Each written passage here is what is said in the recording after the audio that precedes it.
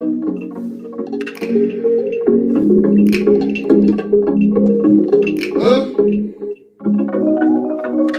Don't you stare. Yeah. Oh.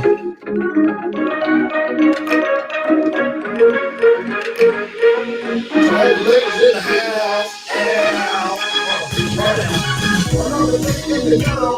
Don't look outside, I'm already upset, yo. It looks about 102. It's a Saturday and we ain't got nothing to do. I'm interested by phone ring. Sometimes I wish I never got the motherfucking thing. Hello, can I speak to Hey everyone. Yes. Comic Artist Pro Secrets, ComicSGATE live tonight. Live again, twice in one day. But we can do it. We got stuff to say.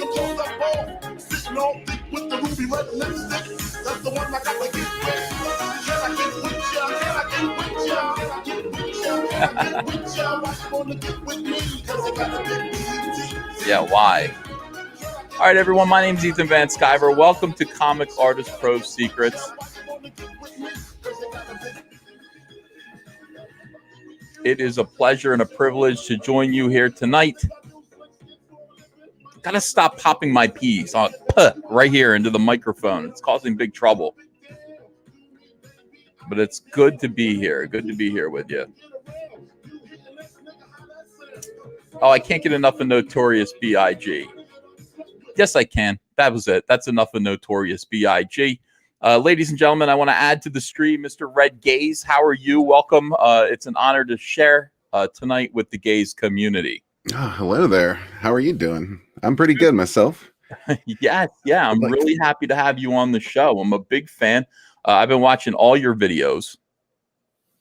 I appreciate that. Yeah, I've seen you pop in from time to time. I always appreciate seeing familiar faces in the chat. And yeah, I invite everybody to get on board with the Gaze Agenda and come join us. Have some fun. Yes, hell yeah. So, Red Gaze, I kind of stole you away. Now, you had other plans tonight. Yeah, we were going to do a launch party for Vinny's new book. It's a Halloween book for kids. And yeah, and I mean, as long as you stole Vinny too, man, it's all good. Don't worry, I did. Here's Vinny. Hey, guys. Vinny T, how are you tonight? Very good. Thanks, Ethan. I really appreciate this. This is a big night for you. You're launching a new Halloween comic. I also have some friends to join us. We got Mr. Eric Weathers here. Hello there. It's good to be here. And the incredible Micah Curtis. Oh, I'm humbled. Hey, Micah. Humbled by the most humble man. Hey, Vinny, I'm glad to help to be a part of this, man. I'm excited to see this next book of yours. Awesome. The Brady Bunch.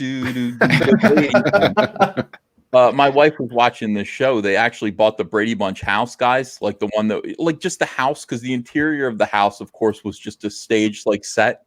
The house itself was just an exterior shot.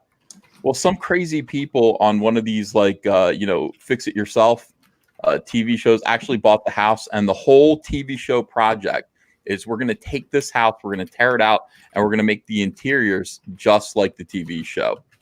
Whoa. That's actually pretty cool. And they've got the kids from the Brady Bunch who are now, of course, middle-aged, in some cases, senior citizens, and they are going to play in the house, I guess. I don't know, but it's going to be cool. Kai Smith is here. He says, how'd you get Big Micah? I don't know. I don't know how I get any of these guys to come on my show, but I'm always happy that I do. I invite them, and sometimes they say yes. Sometimes they flip me the bird. But most of the time they say yes. We're going to go through. Tonight is a big night because we've got Vinny T, even though he's shrouded in mystery, hiding behind an avatar. Do we know what Vinny looks like? Yeah, a lot of people do. Well, I mean, your mom. I've done a lot of conventions all over the place, so I'm a very familiar face to a lot of fans. Did you just not comb your hair? I mean, No, my camera's been garbage. I mean, I got my audio, everything's working great. The internet's perfect now. I just need a new camera. Oh, good. Okay. All right. So we'll have to get you a new camera. I have a good idea on how to do that. Yeah, I do. I have a pretty good idea on how to get you a new camera. It's to launch a new Indiegogo campaign called the Ghostly Manor on Howling Hill. yep. That's how you do it. Do you understand that I'm on top of things, Vinny? Vinny, you might think that I'm not paying attention and that I don't care, but I do care. I know you do. Yeah. So this campaign will receive all funds raised, even if it does not reach its funding goal. My God, $500. What kind of nitwit? What kind of fool?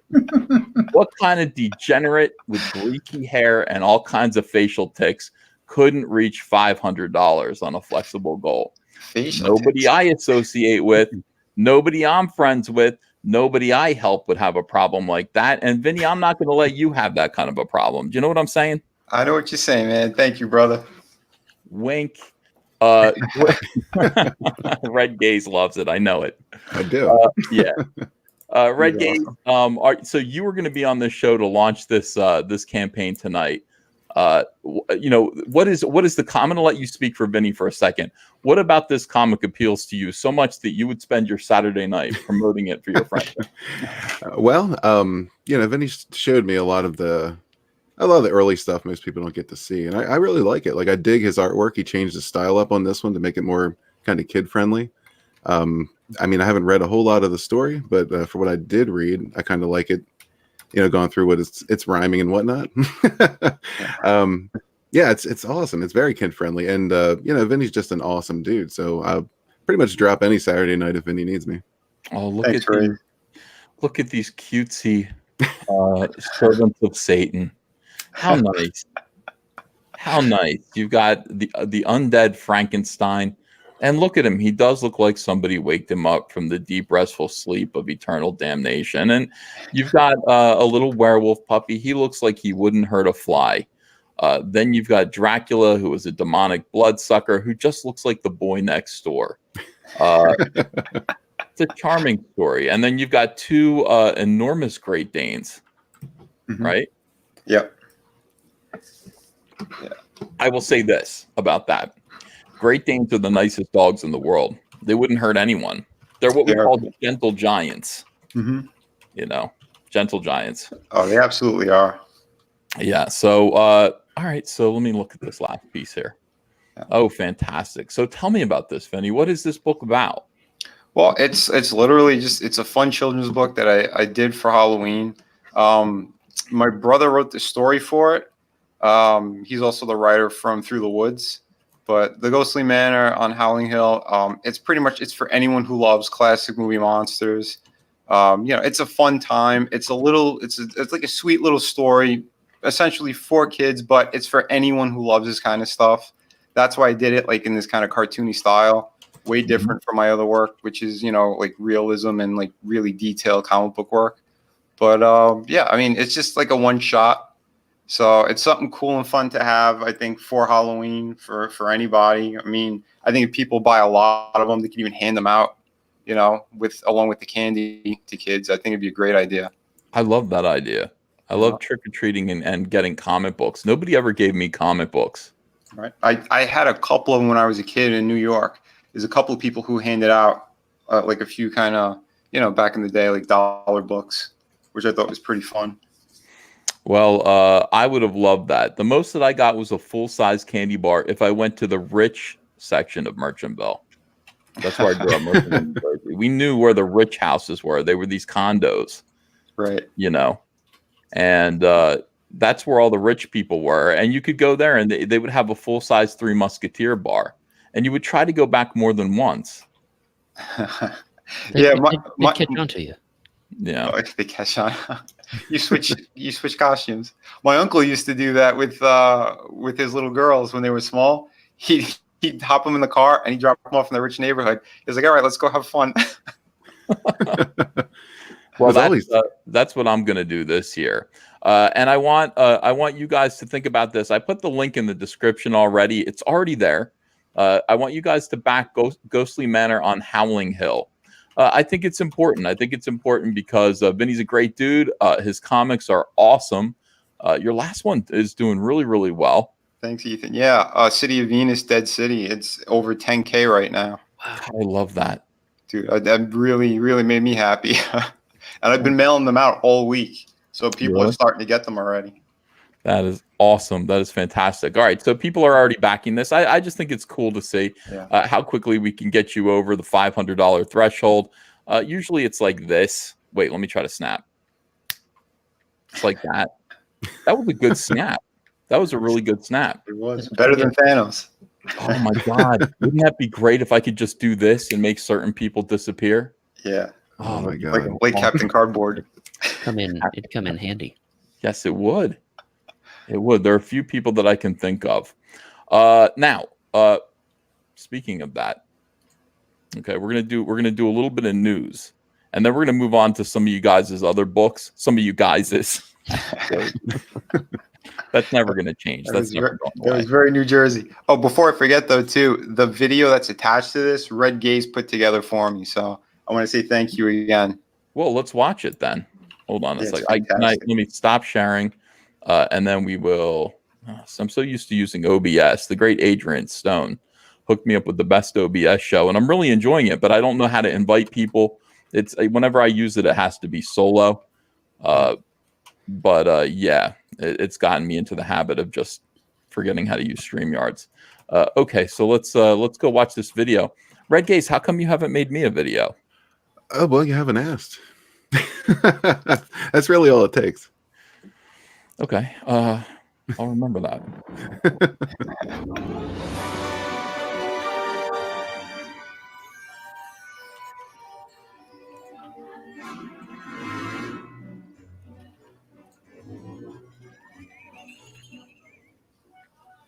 Just in time for Halloween comes The Ghostly Manor on Howling Hill.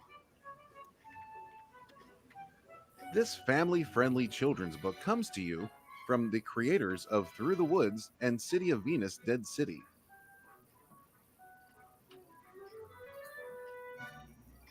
Brothers Frankie and Vinny Tardamella have combined their efforts to bring to you this fun, instant holiday classic about three little monsters who get themselves in a bit of a pickle on Halloween night. The Ghostly Manor is for anyone that loves Halloween, classic movie monsters, and just fun times. This is an all-ages comic book about three little monsters that break the rules on Halloween, in the process having way too much fun and running into some trouble.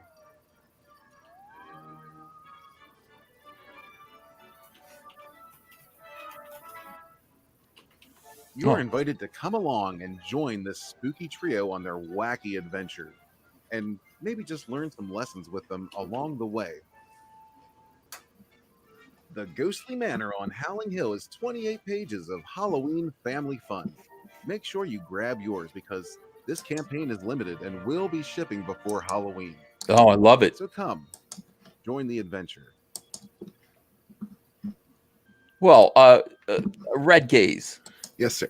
Beautiful job. Beautiful Thank job. You are a pro. That was fantastic. Well, pro might be stretching it, but I'm working on the pro status. Oh, I got to admire that. I got to admire somebody who can make a nice video like that. I like the idea that this is shipping before Halloween. You know, I mean, I love that idea. Hold on. Let me let Wenger in here. He's always got something interesting to say. What's up, Wenger? Hey, man. Hey, what's going on? It's good to see you. Some of my favorite new YouTubers are in here. Can I just say, I have become a huge fan of Wenger's. I watch all your videos. And I really appreciate that. Dude, you're awesome. I'm on it because my computer's acting weird. Is it coming through all right? Yeah, I mean, you look a little bit, there's something ghostly about you tonight, Wenger, but it's not bothering me. I'm kind of digging it. I'm kind of digging your whole vibe tonight. And I'm also watching all of, God, everything, this microphone, it's too close to me. I'm also watching every one of Red Gaze's videos. Every one of them. That. Dude, they're awesome. I hope that I'm not spooping everybody now that I'm a ghost. Well, we are talking Halloween. Yeah, if you are spooking people, I think it's a good idea to do so because let's just go over and look. The Ghostly Manor on Howling Hill. What the holy hell? Let me get rid of that. What have you been watching? It's not me. my daughter gets a hold of my iPad and she will just watch like the ABCs and watch this Dave and Ava cartoon. These people are making crazy money. I wish I knew how to do computer animation. Redgates, you could probably do this. I'm working on that actually. I just started playing with that. If you wanted to make a ton of money, and these guys, the guys that do Dave and Ava and Coco Melon on YouTube, they just do like, first of all, there are all these kind of like songs that are in the public domain that are earworms for little kids, like the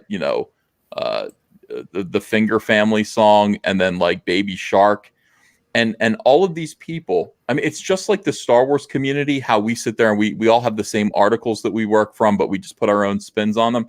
These channels have these songs, and all they do is animate baby animation to these awful songs.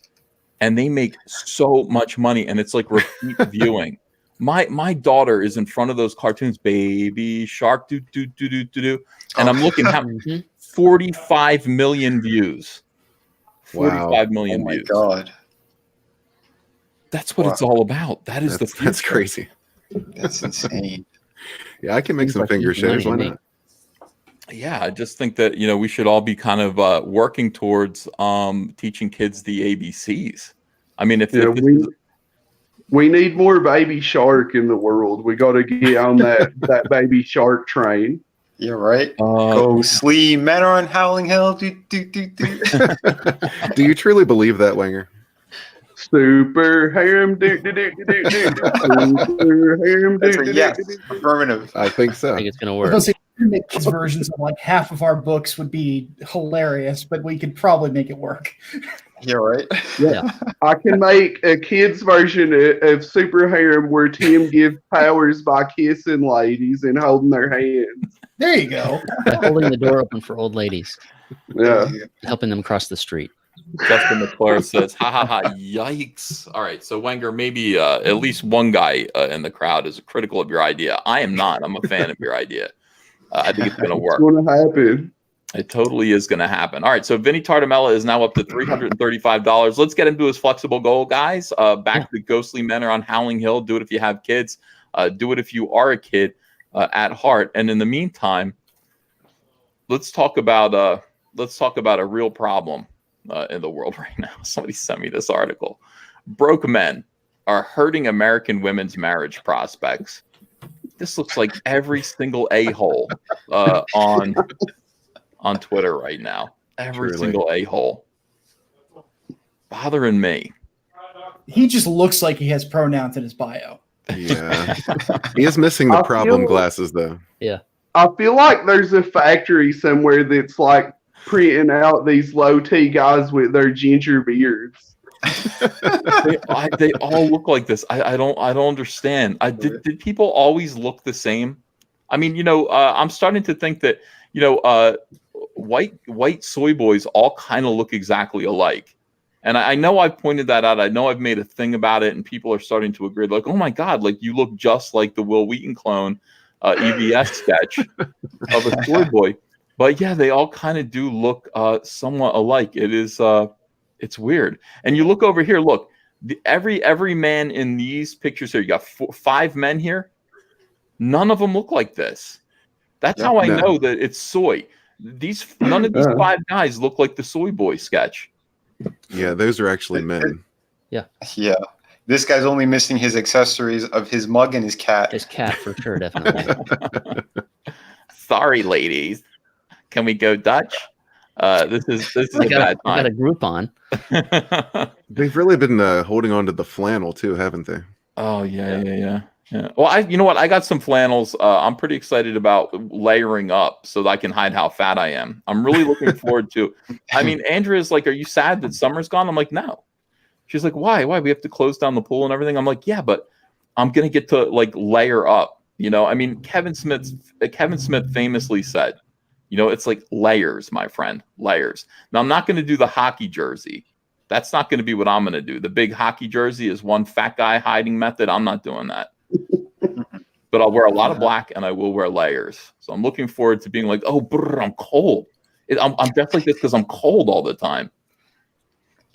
you I guys. think it's a good idea. Yeah, I think the hockey jersey is definitely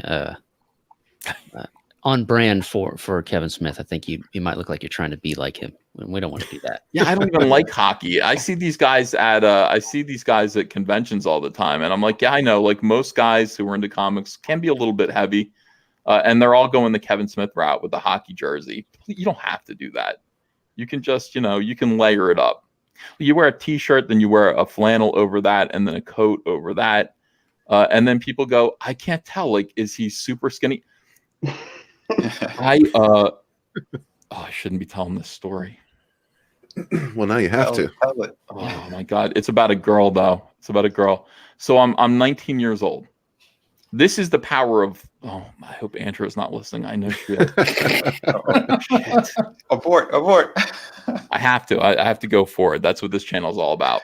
So I'm working at the mall doing caricatures, and I'm meeting all kinds of girls. I met Andrea, doing caricatures at this mall.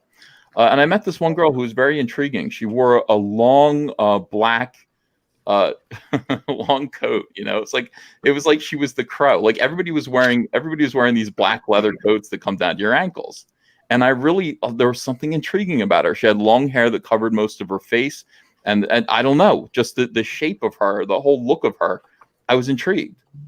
So she came over to meet me and everything. And I don't know how we hooked up, but we ended up going out. Okay. And I ended up going back to her place and I hooked up with her. God, this is so embarrassing. I don't know if I can finish the story. I hooked up with her. Okay. But she insisted on keeping the lights out. I wasn't even using drugs. I wasn't drunk. None of this is going to make any sense. Well, it makes sense because you had a determined goal, Oh, so the next day, how did this happen? The next day, she says, "Come meet me at, pick me up at work if you want to come see me." I said, "Okay." She worked at Kmart, but that was okay. We're all teenagers, So I went to Kmart, and she was no longer wearing her trench coat. And she was wearing her Kmart uniform. And I could see that she was shaped like a Hershey's Kiss. And I had no idea. When I hooked up with her. She didn't seem fat, or anything like that. It was just that she layered her clothing so well. And then she kept me in the dark. Yeah, it's a science. You didn't feel that, though? And you stuck that in the back of your mind all this time. I remember that. That's so effective. Right. That's so effective. Yeah. It really fat girls have an easier time hiding now because they just take those high angles where they look skinny and you only see their cleavage. Yep. Oh, yeah. And then, the fat girl angle shot. I've, dates with girls I thought were hot, and then I got there and they were shaped like a ball. Listen, I got to step in here for just 1 second. I got to tell you, there's nothing to be ashamed of. Okay. If you had a good time and it didn't affect your performance, you're good to go. All right. Exactly. All right. Okay. I have an easy time hiding my belly with Hawaiian shirts. So that's something that people can think about. That helps a lot. But then you're forever like people think you're trying to show that you're like, hey, I'm always having a good time. I'm always on vacation. I am always having a good time. Don't you want to look business casual? No, that doesn't work for my brand, as Doug Chenapel would say. That's not my brand. I kind of agree with You got to be on brand, just like the hockey jersey is on brand. Yeah, you got to be on brand. Anyway, I feel terrible. I shouldn't have said that. I shouldn't have told that story. I already regret it because, look, women are beautiful no matter what size they are. Of course. Who doesn't like a Hershey Kiss every now and then? Oh, yeah, I man. I even said that, but I mean, it was startling. I was like, oh no. Do you remember that during like Halloween season and Christmas season when Hershey Kisses are everywhere? Does that story come to mind or not really? It does, actually. It does. I mean, you know what? I've suppressed most of that. You know what? My reaction to that is, what the hell was wrong with me? Like seriously, like I think about that and I'm like, what was wrong with me that was a surprise to me and I didn't know? And I Like how did it slip past you? How did it slip past me? It ghosted me. I mean, I still think about that and I don't understand being a teenager. I didn't understand it. Well, she must have had a lot of pillows on the bed, and they were just extra warm. Well, I mean, you had penis vision. There was only a few inches of you that were actually active that night. Right? A few. Okay. Well, I didn't want to lay down a number.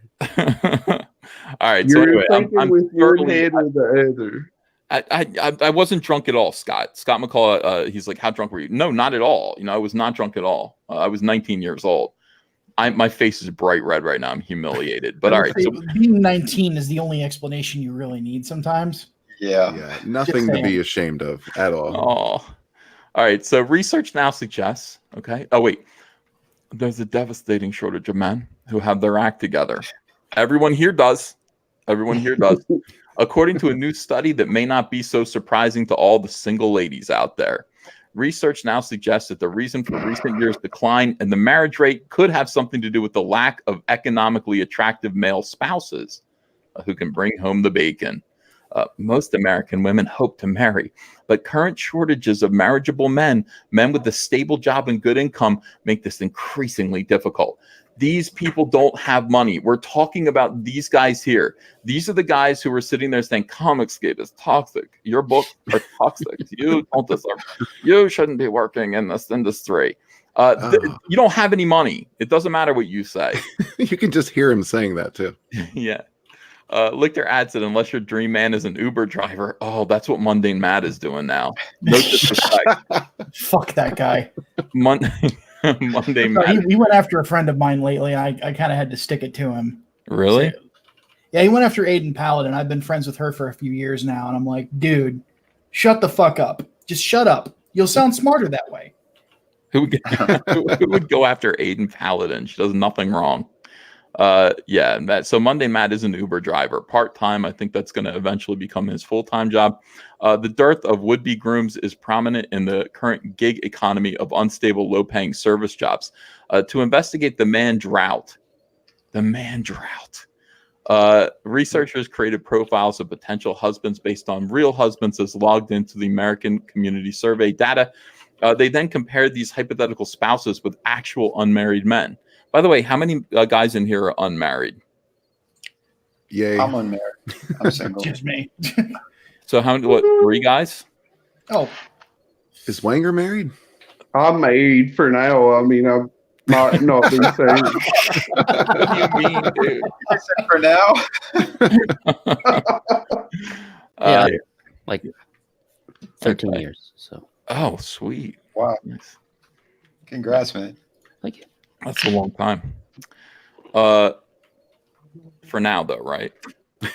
Forever. Currently, yes. Forever. Currently married. That's a bad sign when you'd say currently married for now.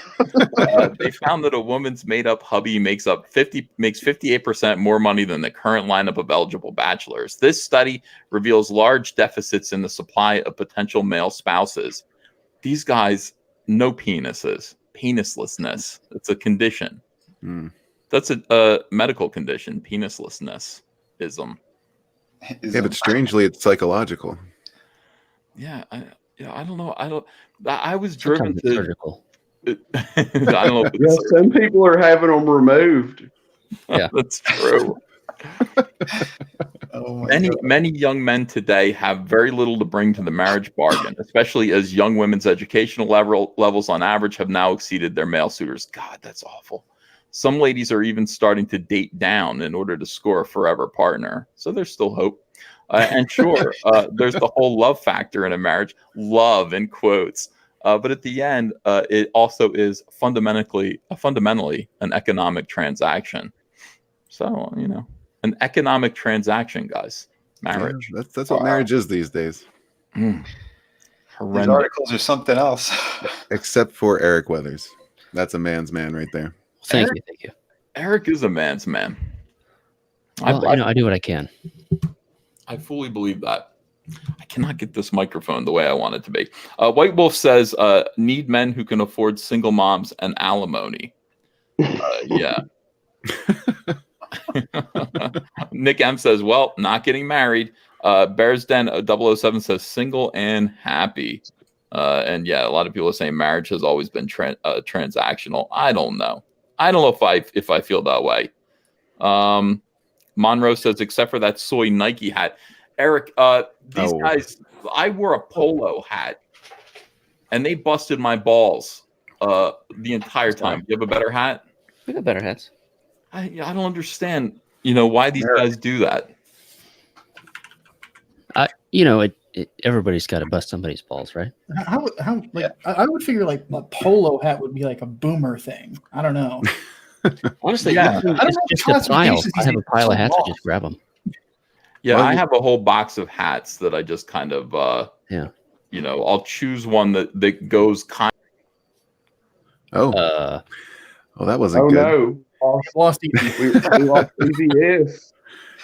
What's Quick, up, Red, guys? that's why you're here now. I gotcha. Yeah. See what happens here is we got, in this crowd we get a lot of alpha males in the chat. So if they see one little thing that could possibly say soy, they're like, "Well, I'm going to go ahead and attack that. That's my in, right?" Are we still on without him? I don't know what's going on. But if people are listening, I want to say, don't get down on marriage, guys. We need men to step up and raise their kids and start families. That's the problem with our society is we got degeneracy and people aren't getting married and staying married and raising their kids together. And that's why we get these soy boys, because men are growing up without dads and they don't grow up to be men. Most of those guys, they're so soy that they're living off of like Instagram and stuff, and they want to be like the girls that are taking selfies instead of being By the a man. way, I've got the GoFundMe going. If you guys could donate to help me buy sandwiches, help me out. I also need more cat food.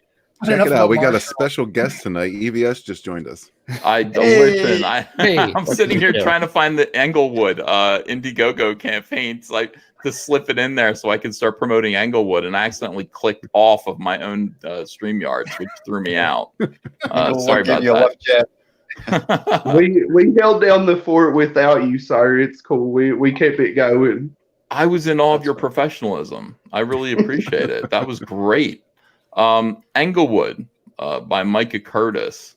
Hold on a second. I just launched my God, I really am a boomer. I'm getting sick of it. I should know better than this. I should be better than this. Englewood by Micah Curtis is doing good, man. $9,238. Great job. Yep. Say we closed out just shy of 9K a couple of weeks ago, and still in demand. We will be until probably mid-October, and then we'll probably start shipping the book out late October. My artists are working hard on this. I do need to update the pages here, but oh really? Well, we've already got pages 1 and 2 already fully colored. I have my colorist taking a break from the book and working on something behind the scenes for me. Just watch the space. We'll put it that way. Look at these colors. Look how cool this looks. Yeah, I love it. Armand, my colorist. I love his technique. Is he just like, especially the Chicago shots from page 1 that he got put together. It looks fantastic, and he's still doing great work. I can't wait to update all of this stuff. But yeah, there's still stretch goals to hit though. I mean, we've got 10K, which we're pretty close to. Everybody who backs physical gets a sticker of the logo of the main character's gym called Solomon's Temple. 15K, I'm going to go sign everything. And then at 15K, I can probably afford Eric as well. So there you go. And I won't have to letter the comic book myself. And then after that, the team gets a bonus as well. So, Micah, can I ask you a question? Absolutely. This gentleman's crotch area here. You see what I'm saying? Yeah, he's a little. I guess getting kicked in the face causes shrinkage. I don't know. Yeah, I know this. See, the thing about it is I don't think it's your fault, or the artist's fault. I think it's the colorist did this. I'm gonna have to ask Armand about this. I can see delineated scrotum. Okay, like fully delineated scrotum, and then I can see the perfect outline of very small uncut penis. These are the things he looks for. I think, Micah. No, I got to be honest with you. I wasn't looking for it. I feel victimized by it. Micah. Mike, I got you covered here. He had it tucked back when the fight started. You know, it just kind of went its own way. Well, personally, and on top of that, like now that I think about it, because I didn't think about it before this, is technically there shouldn't be a bulge, because whenever you're in a mixed martial arts fight, you wear a cup. So this moron not only is not packing much heat, maybe that's why he got his ass beat, but on top of that, he didn't wear a cup into a fight. What the heck is he thinking? I blame the douchey tattoo. That's a good point. I was at an MMA fight last year, and the guy's cup fell out mid-fight. So It fell out? it fell out. Yeah, they had to stop the fight. His girlfriend came in and put it back in place. It was a whole show.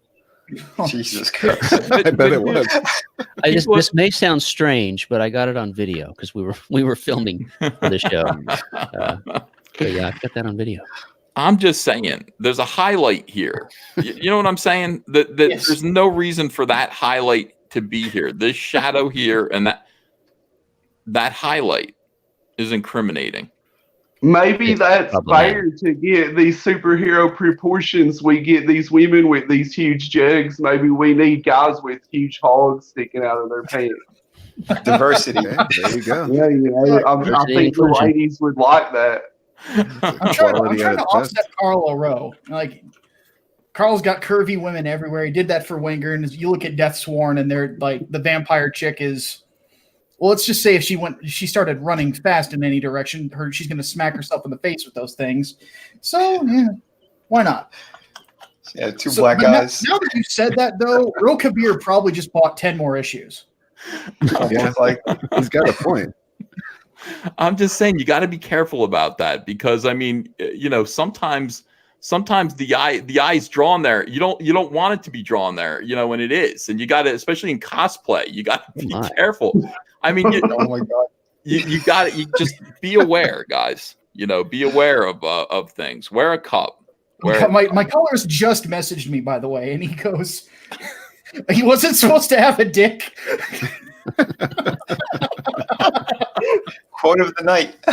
Is that a statement or a question? That dude dressed like Robin is packing, though. That's pretty much the only thing he's got going for him. I think if I was that guy, like, he's looking pretty sad otherwise, I would want to be putting that on display. He's got nothing to be ashamed of, man. He's doing Bigger all right. than his head. God bless. All right, hold on. Let me put the link to Englewood in the description.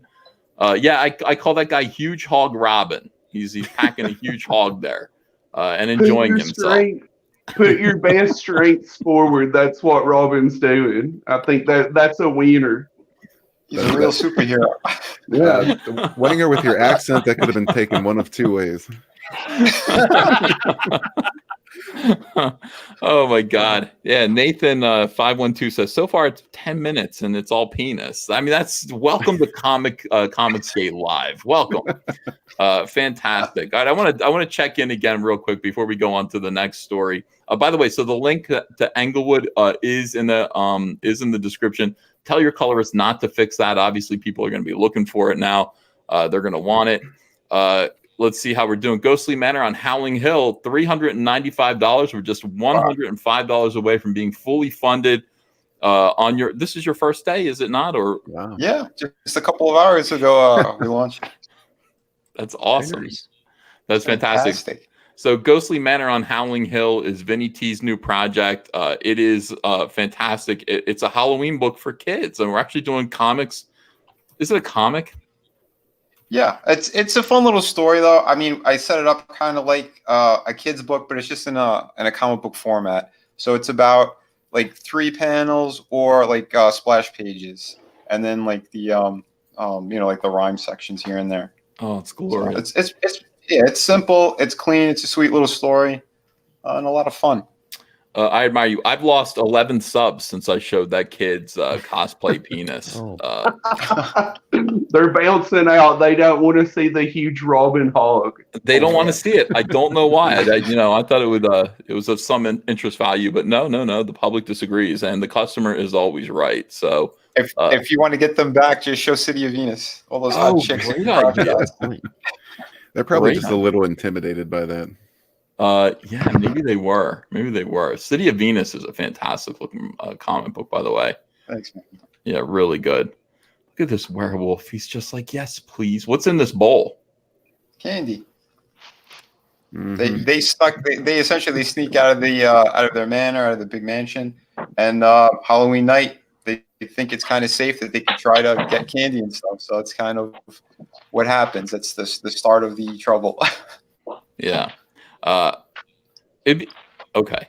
No, because I'm using my imagination. I don't know what's in this bowl. It could be a human head. That's what I'm And thinking. he's still just as happy too. Yeah, I'm looking at how happy he is, and I don't see the contents of the bowl. And I'm feeling free to just fill in the blanks here.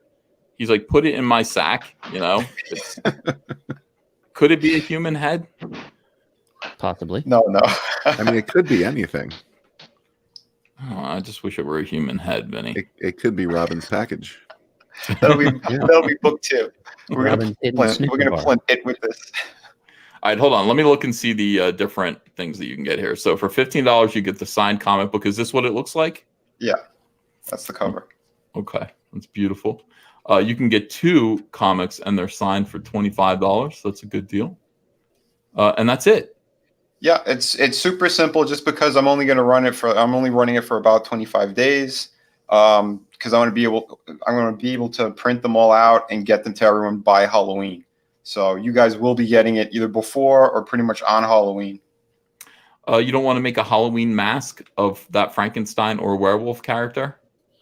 I never even thought about it, to be honest. I didn't. You know what? World Class Bullshitters is running around a convention right now. They're running around a convention and they're doing. They're all wearing. I got to show you this. I don't know. See, the thing about COMICSGATE is that there's so many talented people, you know, that sort of orbit COMICSGATE, that are part of COMICSGATE. They really do amazing things. So hold on. I mean, let me get these guys up here. There are guys who can actually make masks. Who can make masks who are in our audience. Oh, I think I seen somebody in the private chats. He did some stuff with Slipknot. Oh, really? Yeah. Oh, I forgot which guy that was. Oh, I gotta check again. But yeah, no, he was doing some great stuff. Even if you did like a cut-out cardboard mask, that would probably be a good seller. I bet. Yeah, that might be pretty that would good. be cheap. Yeah. I gotta see what I can manage. Maybe I'll do another tier. Okay, let me just. I finally found it. That took way too long for this, but let me just show you what I'm talking about. You guys are going to be impressed by this, and I think you're going to want to reconsider. Somebody made. That's pretty amazing. That's fantastic. A little creepy. It's a little creepy. It's not that creepy. You know, a lot of people would probably want to look like Cecil for Halloween. Can you? I want to find out who made. Hello. Who made these masks? And if we can make, first of all, Cecil should be offering these for his own campaign. Yeah. No. Yeah, you should. That's so cool. COMICSGATE's everywhere. Dude, it keeps growing.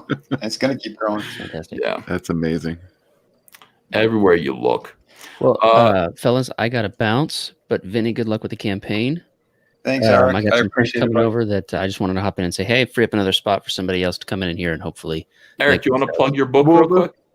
Yeah, that'd be great if we could talk about it real quick. Okay. All right. Hold on a second here. Let me just get it. Sure. While you're talking about it, while you're looking it up, I'll talk about it. Okay. Flying Fortress Remastered, over 200 pages from about a B-17 crew on a top secret mission to bomb Hitler. On the return trip, they get shot down by an experimental fighter and crash land in the Middle Ages. It's a book that was in production between 2012 and 2017. We're putting it all together, all 8 chapters. Brand new cover with colors by Kyle Ritter and a whole lot of extras. We've got posters and postcards, and we just unlocked a trading card by Aaron Alfecci of Jawbreakers fame that you'll be seeing his artwork in your hands hopefully later this year. And we're on track to hopefully get the print file ready by the end of the month. So things are clipping along nicely. Dude, that's amazing. Huge. This is a huge successful campagn. $30,698. Wow. Damn. Yeah, we're 19 away from 600. I think that would be a nice round number before we close it out to get about 600 backers. I think it'd be great. Awesome. How long's it going for? Basically, when everything's shipped to the printer, I'm going to close it down. So, depending on how schedules work out with me lettering everything in the world, we're hopefully going to be ready to go by the end of the month. So, yeah, I mean, just what is that? 20 days left or so? 25? I don't even know what the date is. I don't either. It's like It's the the 8th. 7th, so Yeah, it's the 7th. that's too much math for me. I'm just here to draw and letter. Well, Flying Fortress Remastered, I mean, it's a huge book, and there are so many cool perks that come with it. So many stretch goals that unlocked special things. And, oh, man, this cover is so nice. Yeah, I can't wait to get that poster. Oh, yeah. I want to be like Antonio Bryce. Oh, yeah. And that's still available. The original art there of that specific cover is the highest tier. Still available, and you get all the other goodies with it. Oh, magnificent! Thank you so much, Eric. Guys in the chat, I mean, people, go have a look. And Flying Fortress is now in the description. The link. Have a look at this campaign and back it. Support this campaign. We need 19 more backers for Eric. Let's get this thing to 600 backers. That'd be great. All right, guys, I gotta get. But thanks for having me on, Ethan, and good luck with everybody. Good luck, Vinny, with the. Give me a kiss before you go. Give me a kiss. I don't know where I went with that. But I went with it. All right, see you later, Eric. All right, so let's bring in Carl O'Rowe.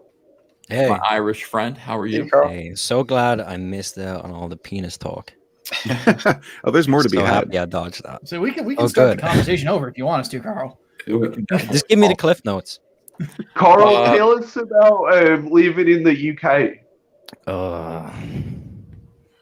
What do you got? I don't even have response for that trolling no more. Just post potatoes. Just post potatoes. I like the potatoes. Keep posting potato emojis. Just attack me with potato emojis. If you can post potato emojis in the comments in Indiegogo, please do that. Or just write potato. I feel like I've been mean to the Irish lately. And you said that they should be like removed from America or something. Yeah, I think I wanted to kick the Irish out one time, and I shouldn't feel that way. I actually like the Irish an awful lot, So and also Rainbow Brood is Irish. Rainbow the Brood is Irish. You should do. You know what we could do? What we could do about the Irish problem is just sterilize them, and then they'll be gone in a generation, and you don't have to kill anybody. This has suddenly become a different kind of YouTube channel. We're talking about it's the IP. When we talk about the IP now, it's the Irish problem. Is there an Irish problem? I was unaware. Yes, it's called Boston. Look at Carlo Rowe and tell me there isn't an Irish problem. We are our own problem. Shots fired. Ourselves. It's awesome, Carl. Welcome tonight. We're talking about Captain America being a lesbian. Or that's what we're going to talk about now that you're here. Now, what do you think? I mean, you're an open-minded fellow. What do you think about the idea of Captain America, not Captain Marvel? Captain America being a lesbian. Well, that depends, because if he's just turned into a woman, isn't he still straight? Because it's still him, but he's a woman, but he's still into women. Is that what they're doing to Chris Evans? He's going to have a sex change operation? No, Kristen Stewart is going to play gay Captain America in the MCU, says Anthony Mackie. What? Yeah. So her plan to like force them to bring her in like work. She kind of like she blackmailed them pretty much. It was her extortion racket. She could have played the iceberg he was stuck in. Yeah. She could have played the iceberg. Her personality, yeah, for sure. 100%. Did you see that? She pretty much extorted Marvel into bringing her in. She was like, the only reason they don't hire me is because I'm a lesbian. She gay bashed Marvel. Is she a lesbian for real? In real life, is Kristen Stewart bi, or supposedly? Well, she's bi and she's dating a woman. So she said that's the only reason that she went and brought into the MCU. And it was pretty much just an extortion racket and apparently it worked because you see this. Yeah, like she claims they were telling her she can't hold her girl's hand in public if she wants to be in the MCU. What? Who believes any of this? I'm calling bullshit on that one. You need. I am. I'm sorry. Yeah, you need. Yeah, I don't buy that for an instant. Yeah, look at Captain Cardboard. They've been pushing that nonstop. Her and dude, look at that picture they picked for her. That looks like that she worked all night at the strip club, and they took the picture as she was walking out and made $7. There's something wrong with Kristen Stewart. I don't really know what it is, but there is something wrong with her. Kristen Stewart should play gay Captain America in MCU. Anthony Mackie is the guy who plays Falcon, in Winter Soldier. Twilight star Kristen Stewart and the Falcon and the Winter Soldier's Anthony Mackie are set to work together on Seberg, a project from Amazon Studios exploring the life of movie star Gene Seberg, who was extensively targeted by the FBI in the 60s and 70s. Do you guys know who Gene Seberg is? Nope. No. Not a clue. Movie star Gene Seberg, who was extensively targeted by. Did they get her? I mean, if the FBI couldn't get a movie star named Gene Seberg, I don't really like the FBI anymore. What are they doing with their lives? It's really gone downhill since J. Edgar Hoover. Fuck the FBI. During it, by the way, and that's the thing. I tag the FBI in Twitter spats all the time, and they never do anything about it. I'm always like, FBI, investigate Tim Doyle. Investigate Renfamous, and I'm not sure they ever have. So what good are they? During an interview in support of a project, Mackie jokingly suggested Stewart should play a, quote, gay female Falcon Captain America in the Marvel Cinematic Universe. But then they'd be whitewashing. Don't even joke about that, Mackie. Earlier, because they're going to take you seriously. Earlier this month, Stewart revealed she'd been told that if she hid her sexuality, she could potentially land a Marvel movie. There's no way that's true. No. If you just... I was going to say, yeah, that actress, the one who played Monica Rambeau, they had her and Captain Cardboard holding hands at the premieres everywhere. So don't tell me that. I don't believe it either, man. Not for a second. Look, here's this. Here's another CBR article. I clicked it and it linked me over to this one from 2 days earlier. Same exact picture. Good job, CBR. Quality website.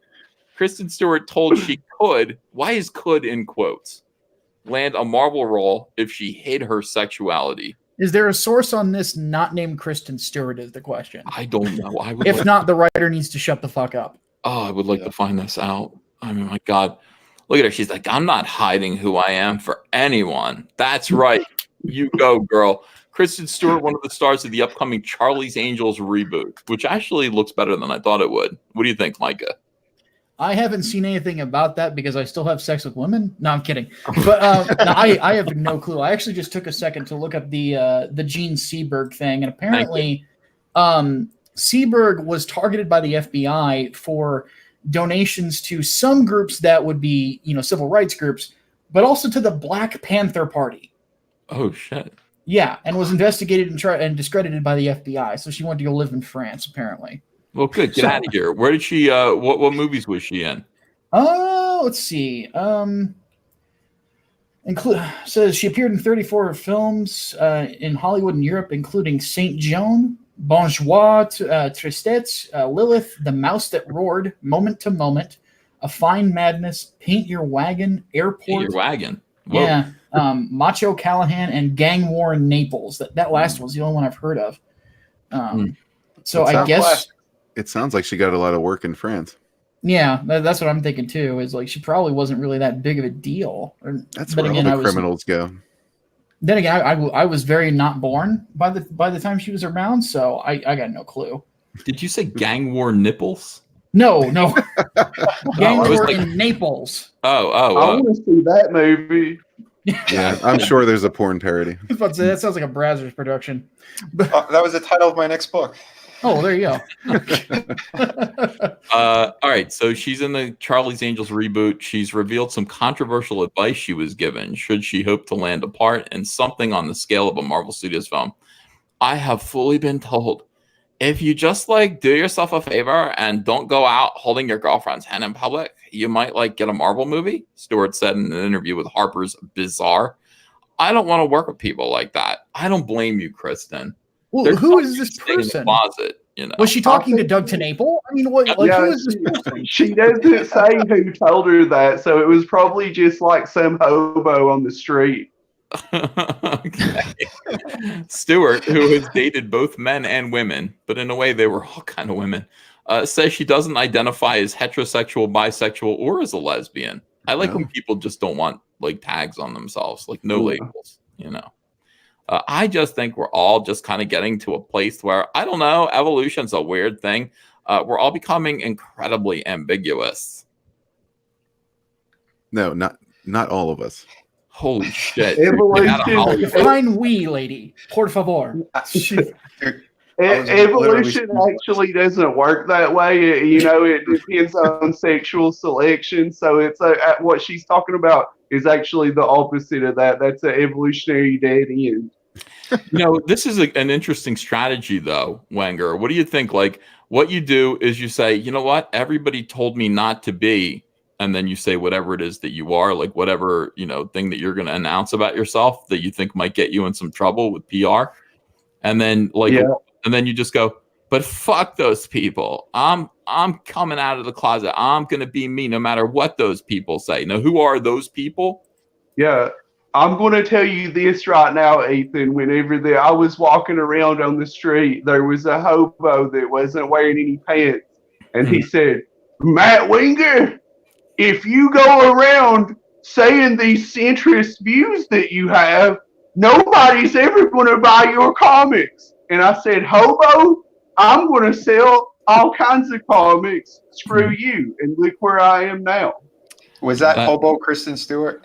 It could have been. It looked like that picture. That takes balls, Oh, I thought you were man. talking about pocket pussy for a second, but no. A lot of people are afraid to talk to hobos like that, but not Wenger. Why are you talking about Preston, Micah? Well, you said hobo. I always assume that he does his videos by sneaking into somebody who's more successful's house. Oh, yeah. All right. So, by the way, that hobo was me, and I was wearing pants. You know. You were not wearing pants. Why did you look like Kristen Stewart in that picture, though? No, he was wearing the Robin tights. All right, so let's see. So in the interview, which was with Variety, Stewart addressed her earlier comment saying Marvel was only example illustrating what was otherwise literally just like a big conglomerate type thing. God, everyone talks like Heather Antos. Shit. That's not a good sign for humanity. Oh, yeah, it really is bad. With a laugh, she added, I'm sure they would love to hire the gay kids to be superheroes. Mackie continued the joke, saying, it's been a really wonderful, eye-opening experience to where I've been able to work with many gay kids. Mackie, where are the FBI? What exactly are you talking about? Exactly. Oh, my God. I've been able to work with many gay kids. For goodness sakes. Mackie then asked what superhero Stewart would play, to which he responded, that's a very good question. Stewart interrupted saying, a gay one. Wow, so original. Like, what else could you do? I don't know. The possibility of Stewart playing a gay superhero in Falcon and Winter Soldier was brought up, and Mackie jokingly replied, I think Stewart should be the gay female Falcon Captain America. Stewart reacted to this by posing like a superhero. Stewart, who has dated both men and women, this is now, we're learning about this, how she's dated men and women, says she doesn't identify as heterosexual, bisexual, or as a lesbian. I just think we're all getting to this place where, I don't know, evolution's a weird thing. We're all becoming incredibly ambiguous. I love that. That's not how evolution works, man. It doesn't just go. It doesn't take 60 years to evolve to some sort of like sexuality-less amoeba that shoots out another Christian Stewart. You don't think we're all kind of becoming David Bowie? I mean, you don't think so? Like men and women, we're all becoming David Bowie? I mean, what is she? We were. Well, then what does she identify as? A box? I don't know. A banana. You know what's weird though is like even the androgynous style that David Bowie had, like there was still something masculine about it. Like there's just nothing masculine about these guys today. All the tea is just drained out of them. Just don't ever see that video he did with the lead singer from Queen. Mick Jagger. So was that Dancing in the Rain Oh, or Mick whatever? Jagger, wait, that's right. Dancing in the Yeah, Streets. It's the most homoerotic. No, that was with attention. that was Mick Jagger. That was horrible. Yeah, Mick Jagger, that's right. There's something about the like confidence, you know, that David Bowie projected that was really manly, even with the way that Prince. he lived. Look at Yeah. Prince. Prince was his name, but he was swinging it everywhere. That's true. Man, Swinging it everywhere. he had drugs everywhere, dude. I don't want to gotta be say- crude. Maybe even into David Bowie. I don't know. Maybe. No, that was Mick Jagger. Well, You heard that? Well, I story. think Mackie really did himself a disservice here because he's going to be out of a job. If she plays the gay Falcon Captain America. Yeah, I he think put an idea in their head. That was a he's bad trying move. to get it as far away as possible from the gay Winter Soldier Falcon that they keep trying to push. Yeah, He's that like, could've been- whoa, I'd rather lose a job than have to do that. I want to see the Wanger soldier. what's this thing Wanger where that soldier. people can't just be friends? Like if people have a close relationship, it's always got to be sexual. I don't know. I have That's no society. idea. Because people Always. I project mean, it's only a content. matter of time before everyone on this panel starts making out. All right. On that note, let me read some super chats here. Let's before that happens. God forbid. So Eric, I dibs on Wenger. I think Eric has dibs on him. He was blowing him kisses before. Okay, good. My door's locked. Yeah, I Anyway. saw those kisses he was blowing Eric Weathers. I want them. Oh my God, Jason Mathis, thanks for $1.99. Ethan, you're my favorite. 2A for life. All right. Yeah, Second Amendment. Drew, aka Mr. E, says 43%. Vinny. Oh wow. Oh, we didn't. Let's look at that again real quick before we go on. Don't spoil it. Let's just see if we move forward at all. I hope so. I want to get this thing funded tonight. You know, $3.95. Oh, we're funded. Oh, boom. Oh wow. Awesome. Oh my God. Thank you, Congrats, everyone. Vinny. Love you, bro. You're a good dude. Dude, I love you guys. Oh, they're right. We're All all it gonna took was start a little making out. penis talk, and you got funded. Magnificent. That's all it takes. That's all it takes. So Preston Poulter, if you're watching, all you have to do is talk about penis a little more. Yeah, And, speaking of little penis, you're gonna do better. You're gonna get that is the secret to all of this. All right, congratulations, Vinny T. Wow, Congratulations. man. Thank you, Ethan. Whoa. Wow. It's awesome. All right, Getting $500 is a huge deal to Preston, so like he's up to surpass that. yeah, of other people's money. Yeah. This was in less than 3 hours. amazing. In 3 hours, $535. Guys, continue to back it. Let's get this thing up to $1,000 tonight if we can. And the link is definitely in the description. Ghostly Manor on Howling Hill is comic skater Vinny T's new book about Halloween for kids. It's a spooky Halloween book for kids. It looks like it's all ages. So absolutely support him in this. He's had many successful Indiegogo campaigns before. This is just one more, but this one's kind of special. It's only going to be up for 26 days, and he's going to go straight to print and make sure it's in your hands before Halloween. Very, very impressive.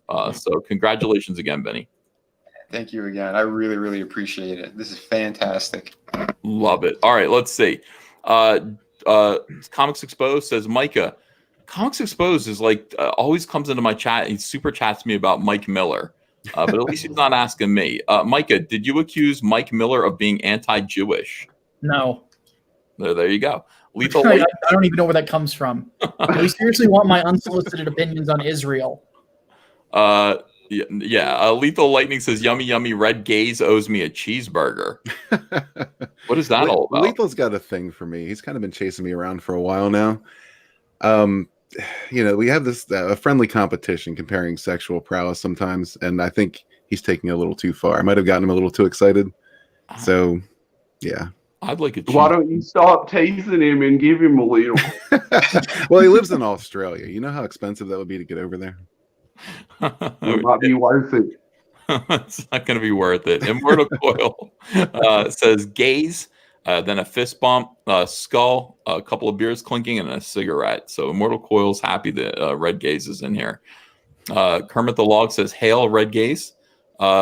Chauncey Sharon Jr. says your show is hotter than 20 strippers fighting over tips. Oh, nice. Liam Gray just joined the channel. Thanks, Liam. Appreciate it. I would have thought you'd already be a member, but it's great to have you. Let's see. $2 message retracted. $2 message retracted. Harmonicaster said, signed any Cyberfrog books yet? No, 0. Wenger rules. So congratulations, Wenger. Liam Gray says, Ethan, show Kyle's new trailer for Starblades, please. Yeah, I showed it. No, I didn't show it. I just watched it and I retweeted it out on Twitter. I will show it. I'll show it on this stream. And we got to get Kyle back on here. Kyle's amazing. Dude, that video was breathtaking. That trailer is insane. He did it? I don't know if he did. It's like it seemed. I think he probably did. I mean, Kyle is like super talented. Drew, AK Mr. E says Vinny's at 74% now. No, he's past 100. Lethal Lightning says Hawaiian shirts are life. Ain't that right, Red? Yeah, he's big on the Hawaiian shirts, Wenger. So maybe you can fly on over to Australia and you can exchange shirts and other things. Boy Dunyan says it's okay, Ethan. 2 Hershey's Kisses upside down and you get an hourglass shape. I know. Carson Depp says, what about physically unattractive women? White Wolf says, need men who can afford single moms and alimony. Brian Urso joined the channel. Thank you. Welcome. And Bonnie Bear joined the channel. Welcome. Jabba the Cuck says, hey, is there any way of giving Wenger subtitles? What? They don't understand you. Jason Smoot says, straight up teabag. Black Angus Reviews says, why isn't the gays community at 1,000 yet, bigots? You're not at 1,000 yet? Where are you at? No. Last time I checked in the 400s. I can check right now. But I have to say, Black Angus is correct in that assessment. Yeah, people are bigots for not, Arathane says, Todd McFarlane says indie comics of the future. We're going to talk about Todd McFarlane tonight a little bit. I actually have a good show lined up. Some people just turn on their cameras and they have no agenda. Have you guys noticed that I have agenda? You have the gays agenda. I have the gays agenda. Everyone should get on board with the gays agenda immediately. It's funny. I was born tongue-tied and I had a speech impediment, and I can barely pronounce my Z's. So whenever I say gays, I'm desperately close to saying gays. So yeah, we have the gay agenda today. I did that on purpose. I like that you messed up saying the word impediment when you were saying that you had a speech impediment. Oh. Yeah, it's a speech impediment. All right, let's see. Smiling Bandito says there is an Irish problem. Remember, the redheads are all being replaced in the movies. Oh, Carl, I know that you're not a redhead, but I know you realize that's anti-Irish. I don't know. I don't know where people get the stereotype from. With the redheads? Yeah, being like exclusively Irish. Isn't that where almost all redheads come from? I don't think so. Where do redheads come from? Sexy fantasies. I don't know. You can get into weird territory when you talk about this because you're talking about like genetic mutation and all sorts of stuff and blue bloods and stuff. So it's just, let's just say redheads are Irish. Yeah, it's the Irish problem. More redheads. Scotland as well. Like a lot of redheads are Germanic. Scotland has a higher concentration. But Celts came from Gaulish territory and went through Rome and went through Wales and Scotland and then ended up in Ireland. So, well, that explains why I look so weird. Yeah, I'm 100% Irish, and if I take my glasses off, I kind of look Mexicanish. So I fit 2 minorities. Carl, I would never have thought that you were. I wouldn't say Mexican. I'd say actually Spanish, like the country of Spain. Like I would never have thought you were Irish. Carlos. Yeah, it's amazing. Redheads are the Irish problem. Carl, says Ryan Miller Art. That's a quote from Carl. Let's see. Knuckle Supper Studio says 5 days left to back Tales from Nerosville on Indiegogo. Only $65 or $64 away from $1,000 and unlocking the last stretch goal. P.S. Love you, Wenger. Wenger has a lot of fans. I appreciate that people like me enough to pay you money to say hi to me. I appreciate it too. I love it. That's pretty cool. Finfrog says, I'm a cis straight white male who identifies as a lesbian trapped in a man's body. I'm so diverse. I'm also part Welsh. Haha. Are they a Marvel Comics character now? They could be. I mean, according to Anthony Mackie. Yeah. Real quick. Adam Post actually said Kyle did make the whole trailer himself. Jesus God, he's amazing. Dude, Kyle's amazing. Let's see. The Tarek says, "Hi guys, I've never been a comic book guy until I started watching EVS's content. Blood Honey Team Up is the first book I've ever bought. Loving ComicSgate. Welcome, the Tareks. You know, we cherish you. Thank you for being here and you know, backing these comics. And do consider going through and looking at the comics that I've got linked in the description and seeing if you want to pick up any one of those. We're going to talk about Deathsworn in a second, and we are also going to talk about oh God, Wenger, what's the name of your comic? Super Harem. Super Harem. Okay, we're gonna talk about Super Harem as well. Finfrog says, "Fix this. I'm off to France." Finfrog says, "Natural selection. Don't reproduce equals don't survive." Dee Thomas says, "I'm done with the MCU. It ended for me with Infinity War." A lot of people feel that way. Brian Kriskow says, "Easy E, I'm getting ready to close my Indiegogo campaign for Six Gun Gorilla and relaunch with a more modest goal from 15,000 to 30,000. Any thoughts or suggestions? You're going from 15,000 to 30,000 or the other way around? Brian, we can talk. I mean, I think your book is good enough. You know, I would promote it, you know. And one of the things that I do is I have to just kind of be a little bit selective about the creators that I have on. Some people have Indiegogo campaigns that I just, in my opinion, how do I phrase this, Carl? They're not quite there. This is what you want to do. Also, you kind of want to work your way up. You can come on my show or Gaze's show, like look at some smaller streams and get some attention that way, and then you build yourself up to where you get on bigger streams. Yeah, absolutely. Yeah, because I mean, you get to know everyone as well, and everyone gets to know you. It's a great little group we have. Everyone's retweeting each other too, so yeah, it's definitely a good thing. And you get some good suggestions there too. Yeah. You know, we're not going to bullshit you and say you got a really great comic when you know you got some things to improve on. Yeah, what Ethan's trying to say in a nice way is like some people aren't really at the level that they should even be here. So like if you're on a smaller stream and you're getting some good feedback, and I'm not saying that Six Gun Gorilla is that, because that book looks really good. But some people have stuff they can work on, and you get some feedback, and as long as you stay positive and keep working at it, you will get here where we're at. Yeah, I actually read Six Gun Gorilla. Like he sent me like the first, I think 4 or 5 issues of it, and I read it by the pool. I remember distinctly sitting down and reading this, going, "This is pretty great." It's not at all what I expected it to be. You know, it's a lot more introspective. It's a lot about God. It's a lot about mortality. And it's a pretty heavy book, and in terms of just, you know, meaning and content and just depth.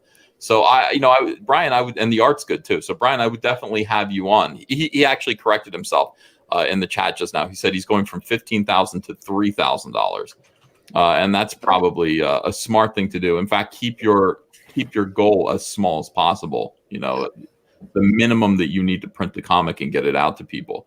But yeah, we'll have you on. Liam Gray says, "Had to renew membership is all." That's weird that they did that to you. Michael Beacon says, "Hail everyone, back 7 legions on Indiegogo." Jason Smoot says, "This is the best phallic show on the net." 7 says, "Will you marry me and my future? Would you marry me and me future husband?"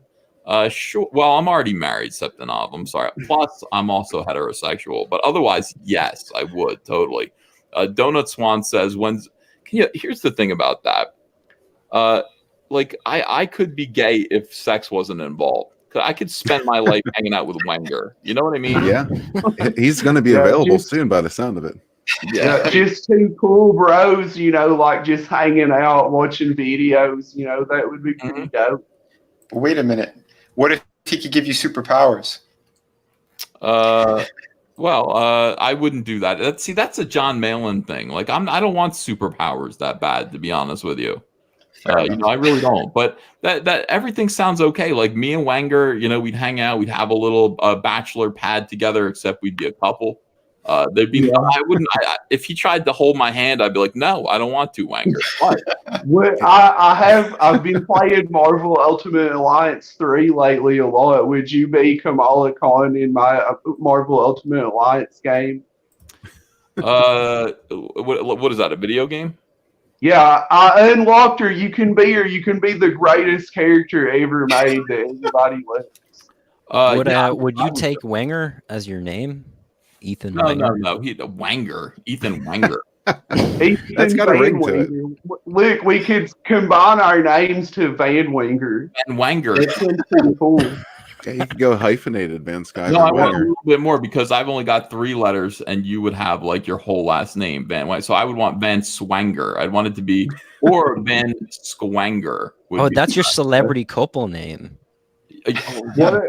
Does this sound cool? Swinger. Wayne Sciver. Oh, Wang Skyver. there it is. That has a good ring to it. Yeah. All right. Well, I forget it. I don't want to be gay married to you, Wenger. I can't take that back. But you do have a built-in We're excuse. talking about being straight gay married. Hey, what happened to ambiguity and David Bowie and shit? Everything's Hey, ambiguous supposed to be doing now. this? It's like this is how evolution. We talked about this. We talked This is about a this on straight my stream homosexual yesterday. relationship we're getting into here. Carl and Narwhal are getting married. Yeah, that's how a green card, man. I believe that. Narwhal. Do you all identify as a box, though? Listen, all you'd have to do is tell Well, Wenger Narwhal if you tried to identifies hold as your an hand, animal. you'd never get into a Marvel movie. Quick, let's hold hands. Donut Swan says, when Zoe Quinn sends Cecil to the Great Yacht Club in the sky, I nominate Matt Wenger to take his place as ComicSgate's official gesture. That's something coming from Donut Swan. That's a very nice comment. Thank you, Donut Swan, for that. I don't want us to take Cecil's place. I want us to be homies. If Cecil's out there and you want to be my homie, I'm opening my heart to you. That's beautiful. That is beautiful. Where is Cecil anyway? I don't think I've seen him. I tried to talk to Cecil and I tried to talk to Rokabir Kumar today. I couldn't find either of them. I didn't try that hard, but I'm gonna get in touch with Are they a new power couple? I know. I was like, you guys want to stream? Like, I miss streaming with Rokabir. He's hilarious, and I miss streaming with Cecil. Well, Cecil streams with me at least twice a week. So let's talk about Deathsworn Book 1. Carl O'Rowe, who is our Irish friend, proof that I'm not a bigot against Irish because one of my best friends is Irish. It's Carl O'Rowe. Carl, what is Deathsworn Book 1 about? Deathsworn Book 1, it's an 80s inspired gritty space fantasy. It's about an empire of evil solar vampires. These guys capture sunlight and they drain suns of their energy, and they've taken over the galaxy. And in doing this, they've enslaved hundreds of thousands of planetary systems, and most of their victims bow to their new leaders, while some rage a personal war against them. And that's Deathsworn. So Deathsworn gets on an intergalactic adventure with a rebel princess and a wildcard pilot, and they have to take down the Dark Star Empire. And the art is just fantastic. I mean, beautiful artwork. This looks like a great book. This is, again, beautiful women, tough guys. This is what ComicSgate books are supposed to look like. So we've already gotten $10,697 on this. It'd be pretty cool to push this a little bit more. If you guys haven't backed Deathsworn, please do check it out. The link's in the description. I feel like watching the video. I haven't watched the video yet. It has some cool music. I actually, it's a funny story about the video. I got banned from a convention over here because I'm ComicSgate, and I already had a deposit down on a hotel to go to this convention. It was up the north, and I had this guy I was talking to who's a synthwave producer who really liked the comic, and after I got banned, I took my deposit, gave it to that guy, and he made the soundtrack that's now on this Indiegogo campaign. Oh, that's nice. I can't believe you got banned and blacklisted in Ireland for being ComicSgate. hell's the matter with everyone? We just want comics to be good. All right, let me see this.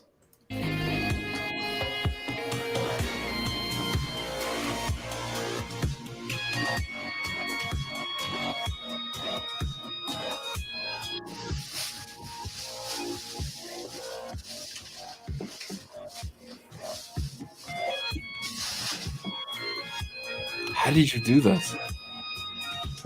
It's really complicated. I use like a YouTube intro maker, and you can only make like 10-second long videos, so I had to make 10-second clips and keep exporting them, and it took hours. Wow.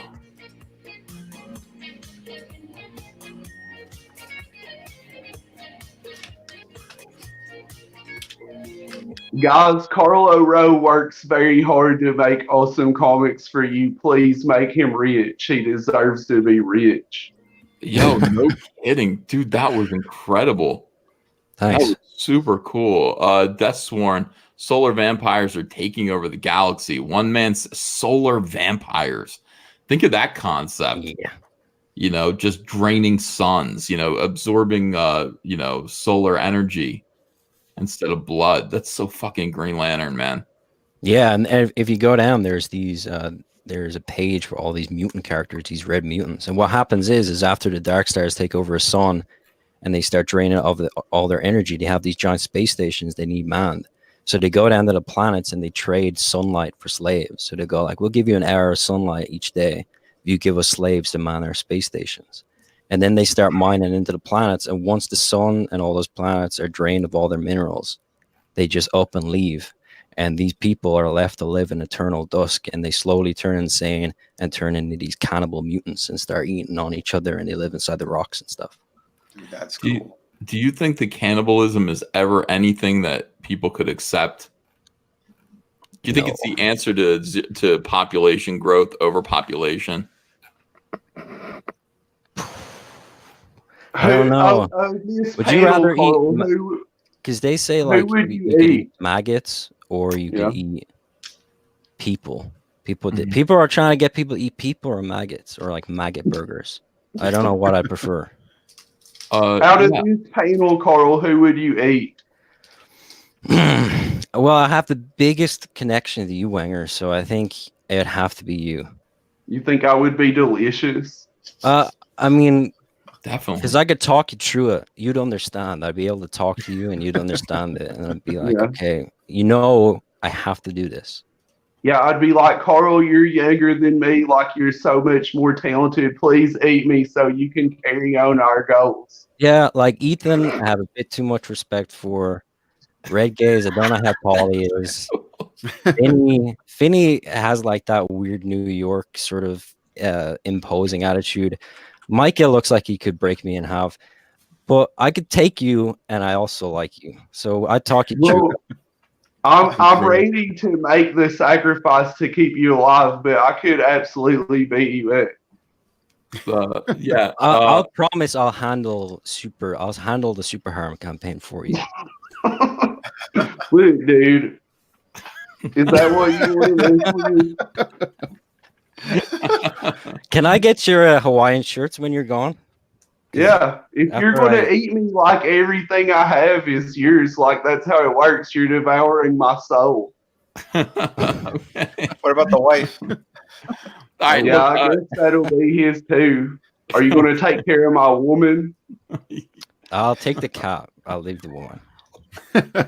I have a very fat cat that's got a flat face and no neck. And he's wall-eyed.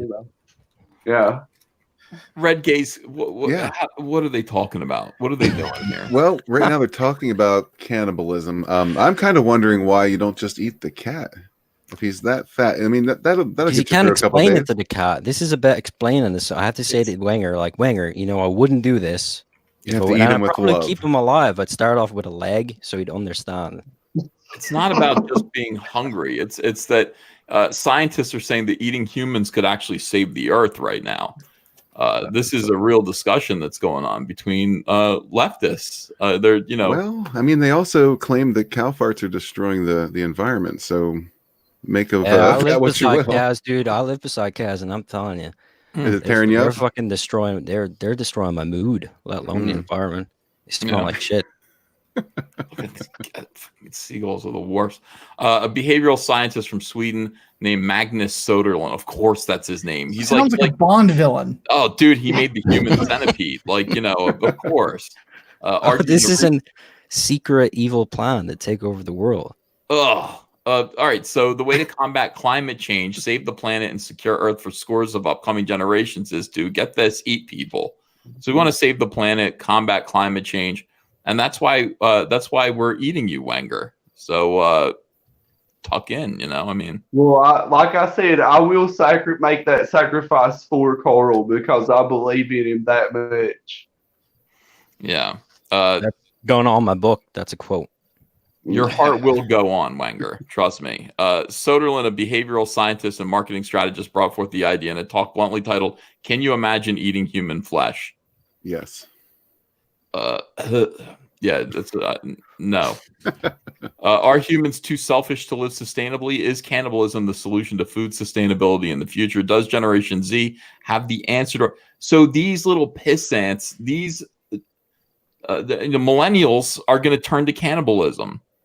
Baby boomers, did you realize that your hellish drop, your children would end up becoming cannibals, or your grandchildren? Like, that is just 2 generations from baby boomers. We won the war. Babies were born from that. Their grandchildren turn to cannibalism, resort to cannibalism. Unbelievable. The United Nations wants us to eat bugs, but they're ready to eat people. Perish the thought. It's enough to make a meat eater turn vegetarian. Soderlund said it's only a matter of overcoming the gross factor. I feel somewhat hesitant. He said, I'd have to say, though, I'd be open to at least tasting it. Oh, who said that? This guy, Soderlund. Yeah. Yep. So that's just, I'm just saying that this conversation isn't out of the blue. It is happening some places. I gotta say, there's one gross lie in that article, and that's the fact that this concept could possibly turn a meat eater into a vegetarian. Well, I actually think that cannibal is as a Gen Zer, I guess, I think cannibal is too harsh a term. I think there needs to be a more ambiguous title. What maybe would you call it? Lectorism? Electorism, maybe, or maybe I don't know, human I don't know. Recyclers. Human recyclers. Yeah. Yeah. You're just recycling. That's a lot more PC. We're so I don't want people hurting your feelings. Yeah. After you ate me, Carl, I wouldn't want people to hurt your feelings by calling you a cannibal. That word is just so negative. Yeah, I'm not some tribesman with a bone in my nose. I'm a 21st century cannibal. You gotta be more sensitive. Guys, come on. Can I offer that you could just eat Wenger's wife, then you could kill 2 birds with 1 stone? Oh, what do you think of that? Maybe we could team up together. Look how fast Wenger laughed and smiled. No. I live my That's what he life. meant by for now. Yeah. Magnificent. All right, so what we're gonna do now is we're gonna change out some people. I'm gonna bring in. We got a couple people waiting in the wings. Can you guys see them, or is it just me that can see them? It's just you. Okay, I can see Adam Post, and I can see Scott McCullough. So I'm gonna trade out Vinny and Red Gaze. You guys were gonna do your own stream anyway. So I'm gonna say good night to you, gentlemen. Congratulations, Vinny Art, on making your goal, and keep pushing it, guys. In the chat again. That's Ghostly Manor. Ghostly Manor on Howling Hill is Vinny T's new comic, and the link is in the description. He just launched it tonight. Please do support that campaign. Thanks again, everyone. Excellent. I really appreciate it. And City of Venus is also still in demand and shipping right now. So take a look at that as well, please. Yes, thank you very much. Thanks again. I would like to real quick invite everyone to join the gays community. Been doing a lot of streams with my lovely co-host Mandy Summers lately, and I would also encourage you to check her channel and Backward the Wizard. Absolutely. That's all I got to say. Thank you very much, Ethan. I appreciate it. Thank you, gentlemen. Have a great night, and make more videos for me, Red Gaze. Absolutely. Hail, brother. Hail. Good night. All right, let's bring in Adam Post here. Boom, there's Adam Post. How are you, sir? Waiting patiently in the wings. Hey, great. How you doing? Good. It's great to have you. And then also Scott McCullough, who another one who's being very patient. Scott does a book called Door Kickers. How weird is it, by the way, that like ComicSgate has a book called Door Kickers and Doom Kickers? I'd just like to say that I had Door Kickers before anybody ever heard of Doom Kickers. So, okay, yeah, I'm not going to say they stole the name, but it's close. That's just a one-letter difference. It's just one letter. Scott, this is what I wanted to ask you about. I talked to the guys on my channel for Magic Cop the other day, and you guys have that crossover. Awesome dudes, awesome guys. I love those guys. Why is it that Grey Wolf is the one destroying a door and not your characters? That's Because what I want to know. If a dog man kicks in a door, then we got to go one up. And if you notice, we kicked in a brick wall on the other side of the room. Oh, that's crazy. And instead of coming in with a gun, like he came with a gun, and my guy brought a sword. So I mean, it's all about one ups and shit. Hey, I understand that 100%. I want to thank people for backing Deathsworn, and they are. Carl's campaign is jumping up a little bit here. I appreciate that. Deathsworn Book 1 is in the description, and absolutely do support that. And let's see here, Super Harem. Let's do. Everyone loves Wanger, by the way. When I said I'm going to move people out, everyone in the chat said not Wanger though. Not Wanger. Wanger has become the new Cecil. That's right. I don't want to replace Cecil. I want us to be homies. Yeah, but it's inevitable. I mean, if you're better than Cecil, what can you do? Nobody's saying that. I'm saying that if you were better than Cecil, let's just suppose for a minute that you were better than Cecil, and you finally realized it, what would your whole attitude be? What would your whole thing be? Well, let's say he was really excited to have 10K subs, so maybe I got 11K, and I would be like, all right, you can come on my show now. But well, Wenger has one thing above Cecil. Cecil has Shreddy, but Wenger is his own Shreddy. Wenger eats comics. Is that right? Yeah. Yeah, I do. When a comic's bad, I eat it. That's my shtick. Oh. You actually eat comics? Yeah, dude, that's something that they went insane about. The Female Furies issue 1 was the first comic that I ate, and Infamous lost her mind. And that was what really got me attention. That's what got me on John Malin's show. And then you and Cecil came on there, and that really blew me up. What did Renfamous say? I want to know that. That's funny.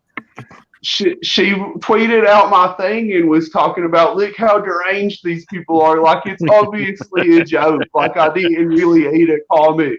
She was taking it like it was serious. Like, I really ate it. I thought you did. I know you a little bit. I've been on some shows with you.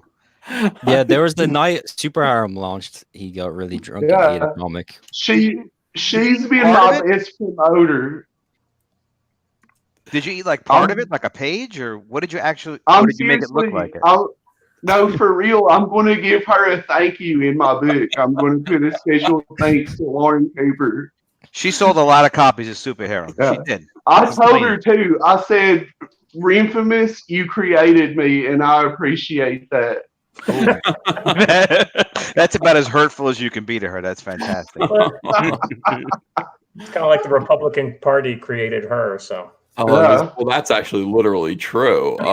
It is. All right, let's look at Super Harem real quick here, because people do love Wanger, and everyone in the chat right now wants to support him. I don't blame him. I want to support him too. I need to prove here that I have taken the note that if to get on John Malin's show, I have to eat a comic. So I've been bugging John on Twitter. It's like, I will talk your freaking ear off about my book.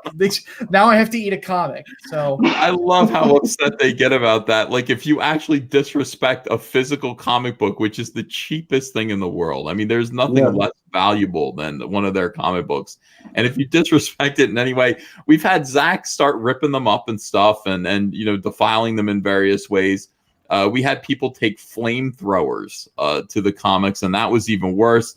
Yellow Flash famously stabbed a comic book with a Bowie knife. That drove him insane because there was a woman on the cover of the comic book, so it was violence towards women. And now we've literally got people eating the comics. I don't even know what's going on anymore. It's just been quite a trip from Zach to Wenger. But it's still great. I mean, I love COMICSGATE. It's hilarious. Super Harem. Tim has a bizarre power. Any woman he has sex with gains superhuman abilities. That's a great line right there. Yeah, that tells you everything you need to know. You either think that's funny or you don't. So if you think that's funny, if you like what I'm doing here, you're going to want this book because it's packed full of action and laughs. Oh, and it's full color now because you made your stretch goal. Yeah, we made our 12K stretch goal, which means it's going to be in color. It was black and white. And if we make our 24K stretch goal, we're doubling the page count. So right now it's 48 pages, but if we get to 24K, it's going to be 98 or 96 pages. Okay. Joe Ball is the artist here, I believe. Joe Ball is. Yes, he's very talented. He puts a lot of detail and work into what he does. He does an amazing Gail Simone impression too. He does. Yeah. What is that like? It's scary. Yeah, you have to see it. It's really funny. When he comes on streams, he plays as Gail Simone. I gotta hear that. Ben Carljaman in the chat says, Ethan, I will stick a comic up my bum hole to get on your show. That's not necessary. I mean, that is the next step, though. I don't know where we go from eating the comics. I guess sodomizing ourselves with the comics just to show the pain. That's not necessary, Ben. I mean, you could come on the show anyway, but holy cow, is that funny? All right, so beautiful. Look at the textures here. Joe Ball. I love this panel right here. Superhero comics are about a fantasy, so you can think about it. If you had this power that any woman you made love to became pretty much like Superman, that's the kind of powers that they get. Like, what would you do with that? It's a really interesting power to have, and it would make you in demand, really. But the downside to it is that when you use these powers, it has a chance of summoning these giant monsters. So that's where this giant squid come from that we're seeing. Is the powers actually come from hell. So sometimes the gate is left open and the monsters wander through. So where is the gate? The gate is in the woman's womb. You need a key and you need a keyhole. Like the Ghostbusters. Oh, nice. This is a glorious image right here. This is Carl. That's my fault. That's the very nice poster that Carl made for us. So every physical backer is going to get a mini poster of that. Yeah, this is great. It's just pure womanhood. You just have to enjoy women. That is absolutely beautiful. And so this is a poster that comes. So if I back at any level, excuse me, ma'am, I back at any level, and I'm going to get that poster. Any physical label, there is a digital label that you won't get it. There's an $8 digital. Oh, it's digital. And there's a new tier, isn't there, where it's available as the cover with black and white interiors. Yeah, when we hit the stretch goal, some people still wanted to see it in black and white. So I made a new tier that if you want a black and white art version that's just Joe Ball's art and there's not going to be any lettering or anything, you can get that too. And it'll have Carl's art on the cover. That's great. That is fantastic. Yeah, really, really great. It's an add-on. If you get the physical book, you can add it on for $20 more. Well, the book's called Super Harem, and people are backing it. The link is in the description. Matt, this is a hilarious Wenger. I gotta call you Wenger, like you're a Bill Murray character in an '80s comedy. Wenger. That's fine. That's He what goes I by go Wenger. Yeah, Yeah. Wenger's good. Yeah, Wenger is way better. I like it, Wenger. But yeah, like this is a hilarious concept that I think the right people get. It is sexy, it's funny, it's superhero. It's it's got terrific artwork in it. I expect you to do very, very well, and you already are $12,540. That's amazing. Yeah, look, me and Carl both were at 10K before we ever even came on here, and that's where you want to be. Like, you don't want to depend on other people to sell for you. If you want to be successful in this, you need to have a plan to be your own best salesman. Amen to that, man. So you gotta be able to just hustle constantly. I mean, yeah. And sometimes you'll have awesome success. Sometimes you gotta like bite. Well, this is my experience: bite, scratch, and claw for every sale. But it's a good learning experience for sure. I feel like you guys are 10K shaming me because I'm not quite there yet. A little bit to go. A little bit to go. We'll get there. You'll get there, brother. Dynamo says this is the strongest Southern accent I've ever heard. Everybody admires Wenger and his accent. I wonder what Carl thinks of it. I mean, Carl, when you hear Wenger talk, are you just like, yeah, it's a typical American? No, I mean, because even my accent is kind of like Americanish, I guess. But I mean, over here, there's so many accents just over here, and we're tiny. Like we're barely the size of a state over in the States, and there's always like there's if you go up the north, if you go up to like Derry over here, you're not going to understand anybody. I would barely understand people up there. See, now you became Irish again. When you first started talking, you sounded American for a minute, and then the more you talk, yeah, see, I have to affect my Bono voice so people understand me. It's great. But I mean, I would think that people, first of all, in Europe, people watch a lot of American TV. So, you guys are already kind of used to the way we talk. I was in Greece. I was hanging out in Greece, in Athens. And, they all speak English very well over there. I said, how do you learn to speak English like that? So all we do is watch your movies. And I watch Scorsese movies all the time. So they're calling people motherfucker and stuff. So you hear a lot of that. But I mean, American culture is everywhere. So I guess it's not like, I guess you hear Wenger and you're like, it's just par for the course. But I would think his accent would be kind of startling, like exactly like I would think like most Europeans would think Americans all sound like cowboys. Like that's the American accent, and that's kind of what Wenger sounds like. No, Wenger's a bit more than Wenger's not cowboy. Wenger's like Deliverance. Yeah, that's the thing. They don't put people that talk like me in movies unless there's some weird hillbilly that's going to like shoot people or tie them up in a shed. The hills have eyes. It's like yeah. Oh, Wenger. I don't think I would like to take away that, that stigma. So you hear me talking, I have a lot of poignant things to say.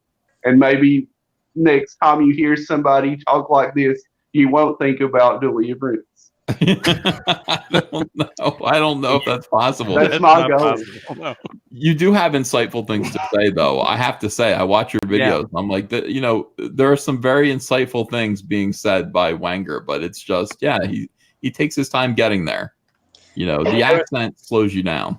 He did say poignant, so that means he's smart. Yeah. Poignant's a pretty impressive word. By the way, wow, people are back in Super Harem big time. $12,620. Thank you very much. I know we can get to 24K, so like you get us there, you're going to get more books for your money. You're going to get more value. You're trying to get to 24? Yeah, that's our stretch goal where we're going to double the page count. Wow. Okay. Well, we can do that. I mean, here's the thing. People kind of get to know you in ComicSgate, and the more they know you and the more they like you, the quicker they are to back you. And you're already. I don't know how we do this, but we really do find great characters in ComicSgate. Cecil was great. Nasser was great for a little while. Mike Miller was interesting until he didn't like my "Hey Mike" jokes. Doug Tenaple, all these guys, I mean, you can make yourself stand out. You can make yourself fun. John Malin is awesome. Well, it's a meritocracy. So if you come in this and you are doing something people want to see, you're going to stand out. Yeah. Terry, stop typing. Stop, Terry. Terry's typing F Nasser and Mike. Stop it, Terry. No, I was told on War Campaign, Terry literally cannot stop typing or he will die. Yeah, it's I heard that so too. either that's the truth or Roe lied to me. I don't know. No, it's like that movie Speed. Terry has to keep typing 600 words a minute or he will die. He's got a bomb in his chest. So Terry can never stop typing. It is it's important. Super Harem by the great Matt Wanger. We'll just call him Wanger. Thank you guys for the support. It's fantastic. I want to kick through all of these other ones real quick and just go through them. Death Swarm by Carl Rowe. Guys, this book looks awesome. Solar Vampires. You guys are supporting it. It's at $10,907 right now. Let's get this thing to 11 tonight. That'd be nice to see. Flying Fortress. I already checked this one. I clicked it forward. He went up like $200 last I looked. Yeah, so $30,858. Englewood. Let's get Englewood moving, guys. If you haven't yet backed Englewood, make sure that you do. And Ghostly Manor on Howling Hill. We just had Vinny launch this campaign tonight and get it to its $500 goal. But don't miss out on this. It's going to ship in time for Halloween. By the way, also, I don't talk about me, but of course, the Vampirella Red. Oh, there's only 32 hours left on this. Red Foil variant is available. And you guys, thank you for backing all of these. These really piss liberals off. The SJWs are so mad about the dynamite stuff. Tim Doyle is threatening dynamite every single day. These idiots, I mean, they sit there and it's just like, hey, I buy all your James Bond comics and I'm never going to buy another one again as long as Ethan Van Sciver is, doing business with you. Well, okay. Do you mind? No, don't worry, Dynamite. I've sold 1,000 copies at $20 each of Vampirella #1 all by myself. Does that make up for these nitwits? These idiots who are threatening you, who are pretending to buy your product and saying they're not going to buy it anymore if I keep working. Would you rather have me selling 1,000 copies of Vampirella #1 at $20 each for you? Or would you rather have this guy perhaps possibly buy a copy of James Bond once or twice, but not buy? It's your choice. It's your choice. I'm feeling pretty secure about being able to do whatever I want to do. Just FYI, guys. Isn't Tim a fat and frustrated Satanist? Isn't that? That's accurate. I think so. Yeah. I don't know if he's frustrated. Well, that's true. I think you frustrate him. I think I do. It's okay. Who cares? All Tim right. seems to get very frustrated at talented people. So, well, Tim gets frustrated when he doesn't get his way, and he hasn't gotten his way since 2016, and that's caused a lot of stress in his life, and that's why he's at the gym, training to be able to beat up people, literally assault people who he disagrees with. Well, you got to think about. He never took me up on my offer. Or did I tell you about this? What was your offer? So I am a bit of a boxer. Show the heavy bag behind me. And Tim went online and bragged and said he knocked out his boxing coach. And I'm like, well, look, you think I'm a Nazi because I disagree with you politically. So how about you and I have a boxing match? Name the time and place, and I'll even give you 6 months to get in shape. He blocked me immediately. What's up, Tim? Like, seriously. You got to think about this. If you were wider than you are tall, you would be angry all the time. That's a very frustrating situation to be in. Like I said, he's frustrated and fat. Yeah. Well, all we can do is continue to have fun, which is what we're doing. We're having fun comics. And selling comics, and that's what ComicSgate's all about. At least ComicSgate Live, that's what it's all about. So I want to introduce you to Scott McCullough. Did I pronounce that right? McCullough? Scott McCullough, perfect. Thank you. Excellent. Just like the chainsaw. Like a chainsaw? Yeah, McCullough chainsaws, but it's spelled differently. Oh, okay. That was That was what my dad always said growing up, and it annoyed the fuck out of me. He would compare it to McCall. I've never heard of McCall chainsaws. I guess they went out of business. They must not have been very good. What kind of chainsaws did the Texas Chainsaw Massacre employ? Oh man, he had those big logging chainsaws. I actually looked that up when the second one came out when I was in high school. I was like, man, that is a badass looking chainsaw. Yeah, I could really. I like chainsaws. I haven't got to play with them as much as I would like to. There's not a lot of. I mean, I guess I could. You know, most of the trees on my property are protected by the township. I'd really like to chop them all down, though. You know, this is why we need to get you into Warhammer 40K. You know, because they have chain swords. Imagine that. Chain swords, like it's a sword, but it has a chainsaw blade on it. Like, that's exactly right. Wow, I don't know about that. I got to think about that. I don't know how that would work. I saw a gun. I saw like it looked like a gun with a sword and then a chainsaw on that. You know, I saw that on some toy, and I said, "That's probably." Yeah, because that series is known for having a chainsaw bayonet on an assault rifle, and like ever since I saw that, I'm like, "Yep, buying every one of those right now." Is that something you would use on zombies? A chainsaw? I think so. What would your weapon of choice be on zombies? Something blunt. I would just quick cranial impact, and then you can move away. You do a chainsaw, you're gonna get stuck in them. Those chainsaws on a pole, they'd be good. Keep your distance, cut off the like those tree pruning saw. Have you seen those electric tree pruning chainsaws? They're on the end of a big long pole. Yeah, I have seen that. Yeah, in the video game Dead Rising, you can get two chainsaws and strap them to the ends of an oar, and then you've got this double-edged chainsaw weapon that you can use.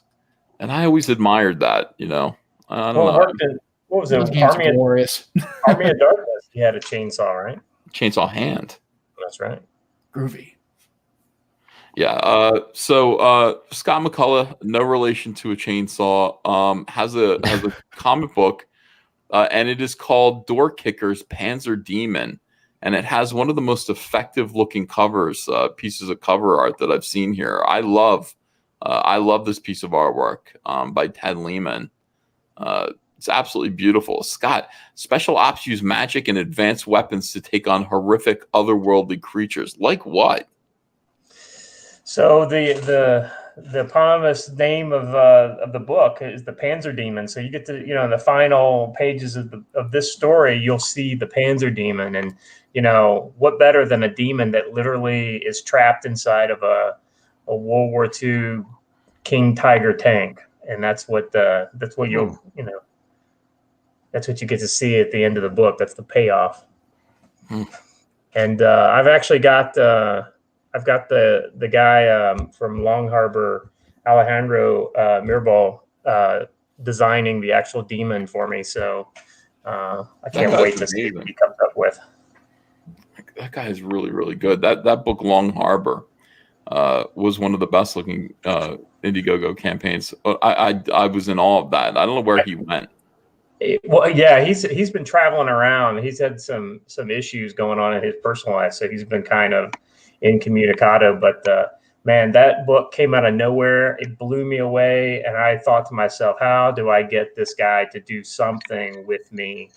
Because I could see how he would work with a story idea like Door Kickers. So I finally I nailed him down long enough to get him to commit to doing a concept for so that art will be going out as soon as I get it. Everybody's going to see it. I don't care if it's a spoiler. They're going to see it. I can't wait. So you've got two different covers. You've got one by Narwhal, and then you've got one by Ted Lehman. So two of the best artists in ComicSGATE did your covers, and your featured campaign is both covers. Why not get one of each for $45? That's right. Door Kickers Digital. I don't know how I feel about digital comics at this point. But I guess for other people, I don't know about what made you want to release it digitally. Well, so the key thing here is that I had enough people who were foreign customers come to me both at the beginning of the campaign and even after it started to say, "Hey, listen, I'd love to buy your book, but at $25 plus $20 or $20 for shipping, that's pretty steep." Even like Ro was talking about that. Just going to Canada, it costs a lot more. So the idea behind the book is that the product I want you to get is the physical book. But if you are overseas and you have the desire to get the book, but you don't want to pay that $20 shipping, there's the digital. That's not to say people in the States couldn't get it, but I mean, if you're going to get the digital for $25, then you would just go ahead and get the physical. Yeah, I think I agree with that. The physical would also be signed. And also, we're not talking about, we're talking about an item, but we're really also talking about IP. So every one of these ideas, that we all have are worth money. And so if you're willing to, spend money for a book, then why wouldn't you spend the same amount of money for the exact same content in a different form? That's an interesting thought. The narwhal cover is really nice. And narwhal style, the guy can draw. I know. I just love this. The fun thing about this is we actually sat down on a stream that he did, and where he actually drew the concepts, and we talked through the idea, and he got it pretty much to a basic, thumbnail version of this, like on the stream. So that was a cool experience. Yeah, 100%. This is beautiful too. All the artwork to this book looks fantastic. I'm actually looking forward to reading it. And this is the thing about, I wish I could read these books now. It's like, I wish I could, here's the thing, I can endorse Graveyard Shift, because I've read Graveyard Shift and Jawbreakers and everything. I entirely look at the idea, and I look at the way the project looks, and that's kind of how I choose to endorse these campaigns. This looks great to me. This looks professional. It looks like a cool idea. The cover work looks great. The colors look great. So this is obviously going to be a good comic book. It's going to be an enjoyable time.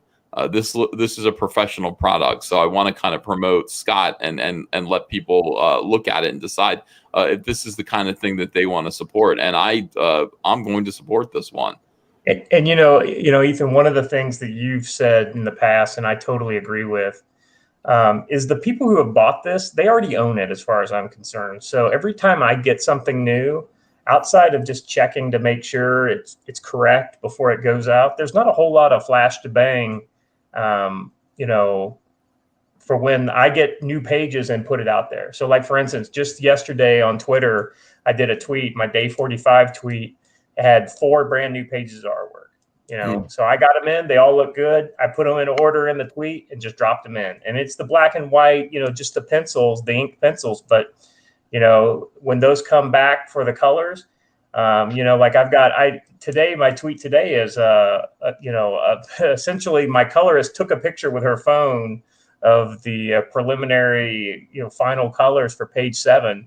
And I was like, screw it, I'm throwing that out there. And so I just love sharing the new stuff with everybody. I want everybody to, kind of enjoy the excitement that I feel in seeing this, because it's kind of like, when you get a comic and it's awesome, you turn a page and it's like, wow, that's awesome. And then you turn another page and you keep that experience going. I feel like this experience, especially like the way you did with Blood Honey. It's like I got a new page every day, but I had to wait, and so you do see those books, you see it over time. It helps build the anticipation, and then also it pulls some of the surprise factor out. But you know what? That's the least important thing about this. The more these are the people who actually supported. The surprise factor is being pulled out if you choose to look at it. Right. But these are the people who actually supported. They're people who back these campaigns aren't just customers. They're also the producers. These are people who are providing the funding to make this comic book happen. So in a way, it's like, they have the right to see it first, to see it as it goes through first. And there's no real reason to keep it from them. After the book's done and they've received their perks, you're going to be able to deliver this comic book to a whole other audience of people who never saw it, who didn't support it initially. The initial producers are the ones who allowed this comic book to come into existence. So those people to me get to see Cyberfrog page by page as it happens. And then, after they've received their comics, other people who probably weren't even familiar with Cyberfrog, weren't aware of it, are going to have a chance to back it and be surprised by it, be completely surprised by it on the stands. But that's the privilege. That's the fun of this. That's the fun of crowdfunding. is just getting into business with your customers. Well, you get to be a part of it, you know, like that's really, I think the real draw is that you get to feel like you're there every step of the way. Yeah. No, absolutely. And, you know, it's like, you know, as a backer to one of these campaigns, you don't have any kind of real financial claim to the IP. You know, that's the creator. But man, you really do have a moral kind of claim or a moral portion of what's going on with this. I mean, you know, when the Cyber Frog's on the newsstands, you know, down the road from now, I'll be able to say, I helped make this happen. You know, I have a piece of that, you know, and Right. it's, you know, it's all part of like that, you know, being part of something larger than yourself. And I think there's a big sense of that in ComicSgate. Ethan, you're a big part of why that is the case. You know, I think you also see other groups like War Campaign and a lot of these other streaming channels that have really, you know, there may be their small audiences, but these are dedicated audiences. I went on Mandy's show, and within 30 minutes, she added, you know, her audience added $600 to my campaign and funded the campaign. That's beautiful. Yeah, and that's what this whole movement is all about. And you know, I remember what was almost a year ago now that you were kind of saying this isn't a community. I think you're right. It's not just a community. I mean, people can make their own little communities, and that's fine. But ultimately, it's a movement, and it has you know, there's a philosophical kind of underpinning of, you know, being true to the customers and true to the people who back these books. And, you know, there's integrity and there's principles that go with this. And, you know, I know I'm not talking about door kickers, but I'm talking about something I think is way bigger than any one of our books. And, you know, this is, you know, it's just cool to be part of. Yeah, it's you know what I mean, when guys like you come out with these campaigns and the books just look great, man. It's just fun for me to be able to show you off. It's a privilege. I'm happy about it. So guys, Door Kickers Panzer Demon is in the description. Back it, you know, go pick up a copy of it. Back it at whatever level you feel comfortable. And you know, let's get Scott to his well, he's past his goal. Let's get him to 10,000. I'd love to see him get to 10,000. So at 10,000 is my first stretch goal, and at 10,000 we get an additional 10-page backup story in the book. It's already been released digitally. I released it through my mailing list, kind of on the lead up to the campaign. So a lot of people have already read that story, but I'm going to do a remastered version with, you know, a little more realistic dialogue. You know, the original version of that, I had to kind of neuter some of the dialogue, both because of age restrictions, but also, you know, they said it was too jargony. So I've kind of cracked the code on that. So if we get to 10K, that's going to be in the book. And then, hey, you know, Ethan, I actually learned something today. So this is criminal, and I want everybody in your chat to know this, that I actually have more Instagram followers than you do on your all caps comic account. I think that's terrible. I stole your idea of you put the 350, you know, backers or followers. Mm-hmm. So I stole your idea and put my 350, and I currently, as of like a couple of minutes ago, I had 3 more followers than you. So I think that is criminal, and I think your followers need to do something about this. I don't even think I have an all caps comics Instagram. I don't know if it's yours or not, but they post your stuff. And the other thing I learned today was that Cyberfrog has molars. I didn't realize this. Yes, it does. He has teeth. I dissected several frogs in my day, and I don't remember any molars. Cyberfrog was meant to be a person. He was meant to be a human. That's why he eats human food, you know. So he's programmed to be a you know, New Jersey citizen or perhaps a New Yorker. And he just accidentally got programmed to look like a frog. But what was his first words? You said they were totally New Jersey. You'll have to wait and see. It's in the comic. But he is he's a Jersey boy. He's from Camden and Philly, and he you know, grew up where I grew up. So, you know, he used to, in the old comics, he lived in New York, and I went, why am I doing that? Just because Marvel does it. You know, it's like you can put your character wherever you want. It's like, I'm going to make him, he's going to come from where I come from. You know, of course. Why shouldn't Philadelphia and South Jersey have our own superhero? So Cyberfrog is a Camden, Philadelphia frog now. Proudly so. Just like Rocky. All right. I want to move on and show Adam Post. Adam, dude, you're at $6,000 even. We just did it today. Did a tweet saying we were $60 away from 6,000, and Wyatt, who publishes the Ardana book, actually, he was like, "Hey, I had to back you anyway." So he backed the graphic novel of the book and the Ashcan. And I actually have prototypes of the books because we are getting very close to having the final versions. But College of the and actually I was on Antonio's show, and he's like, "Hey, let me see those prototypes." He's like, "Why don't you show your prototypes that you got?" I'm like, "Well, I didn't even think of it. I just love them." College of the Dead is a zombie apocalypse comic book. It's 140 pages. It's black and white, and it's a zombie apocalypse taking place on a college campus where teachers and students have to fight for their lives and figure out how to survive and fight off zombies. It's really well written. It's really well drawn. It's completely done. As I was saying, I even have prototypes of these books, and we're just getting ready for the final versions of the files now, and we're going to be shipping in October next month, so everybody gets them everywhere in the world before Halloween. So yeah. I mean, it was really great putting this book together. I had a lot of help from a lot of great people, and we're already working on College of the Dead book 2.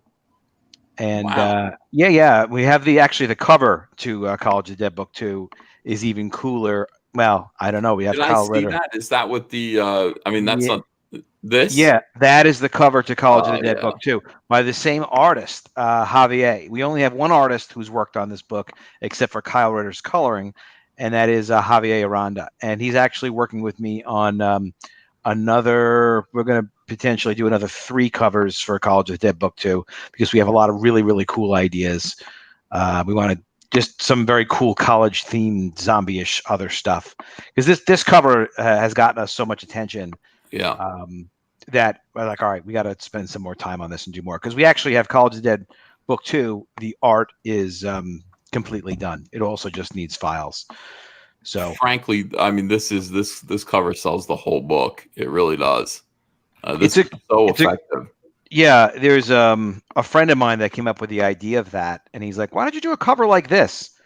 I was like, "Well, you're always right, so I'll just do what you said." It came out so, and of course, you know, if the artist doesn't do the job, it doesn't come out like that. But he's a good guy. He loves zombies. He loves the series, and he's done a great job on it. Wonderful. So we've got a couple of things here. We can order it. Backers, you've got a comic book and ash can level. Yep. This does not look like a goddamn ash can, dude. Well, I don't know if you want to. I'll show you what it looks like on the inside, because people finally got it when I showed them. It's the full script, so it's 50 pages of full script on one side, and it's the pencil layouts from Javier on the other side. So this really shows you how we put the book together. It's actually really educational for people that make comics. It's the ultimate extras type of thing to have, to see like, well, this is how the book actually got made. This is how it went from script to layout, and then you have the comic as well, so you get to kind of see the final version. So a lot of people have kind of taken us up on that, wanting to kind of see like, all right, well, how did you guys actually put this thing together? And when I really don't see a lot of other publishers doing that. I've published a good number of comics in the past. I've never done it before, but there's something about putting these comics together that's just so freaking cool.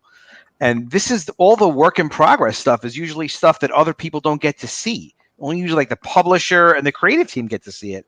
But it's really cool. Let me show you this again just real quick. So this is what people. Oops. Yeah. All right. That's not interesting. This is interesting. That's the full script and the pencil layouts, and it's for every page of every panel of every book. And Stefan Petruka is a great writer. I developed this, and he did the full script and wrote the whole thing. And he also teaches comic book writing in Massachusetts in an actual college. So he's He's real good. He really knows his stuff. But it's very cool. It's very educational, and if you like the concept and you want to learn about it, that's a good way. The other thing we have, which is part of the full set, is this art book. And the art book, because all the panels are 2 panels per page.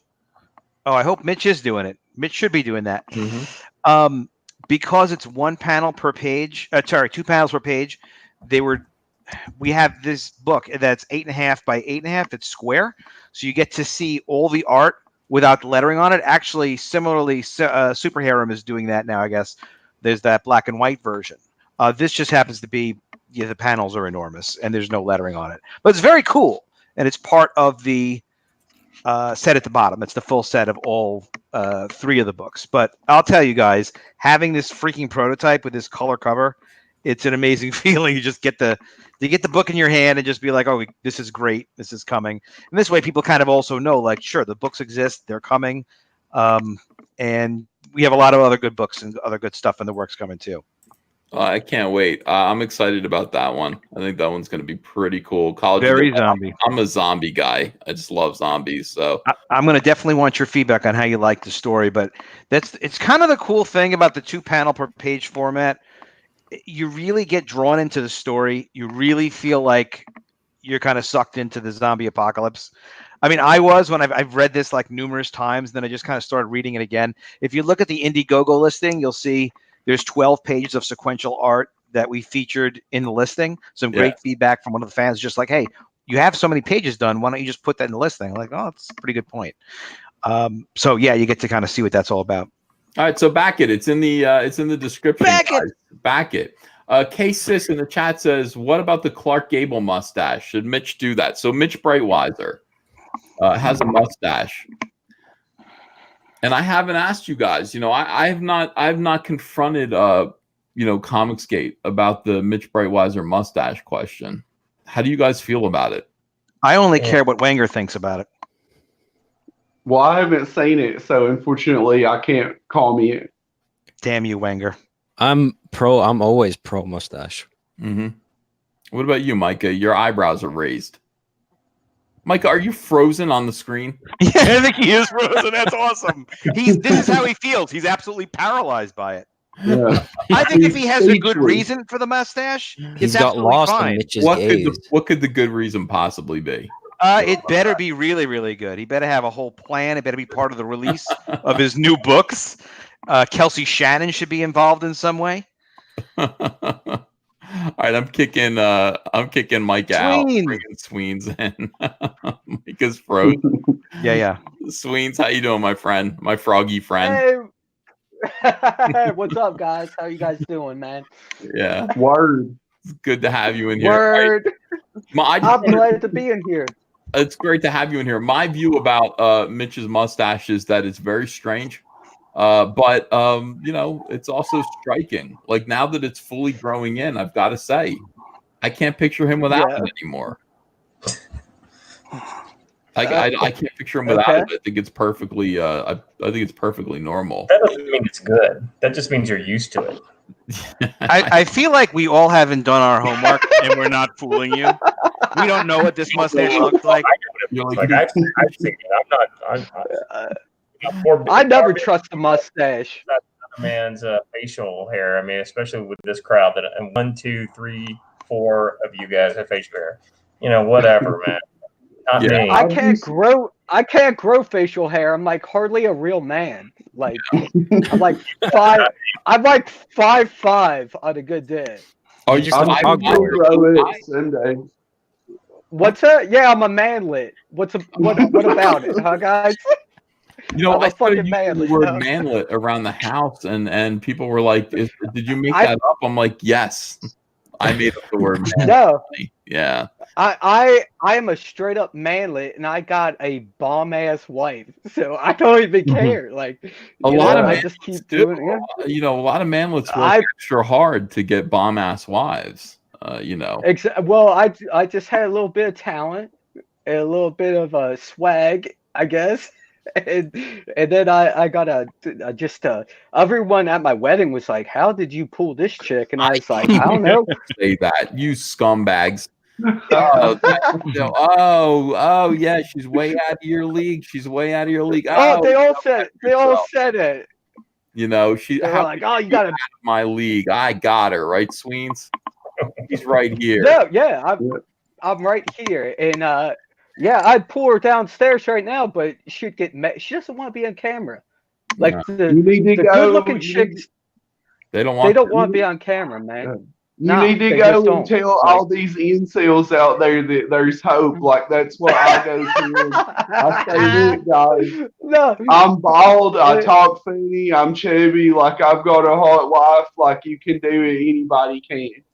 100%. Anyone can, but I do have a really long nose, and I think that might attract women. You've got a long nose. Yeah, I do. Check it out. Like check this out. Nose, you long nose, long noser. Yeah, it's long. Sweens, but it demands respect.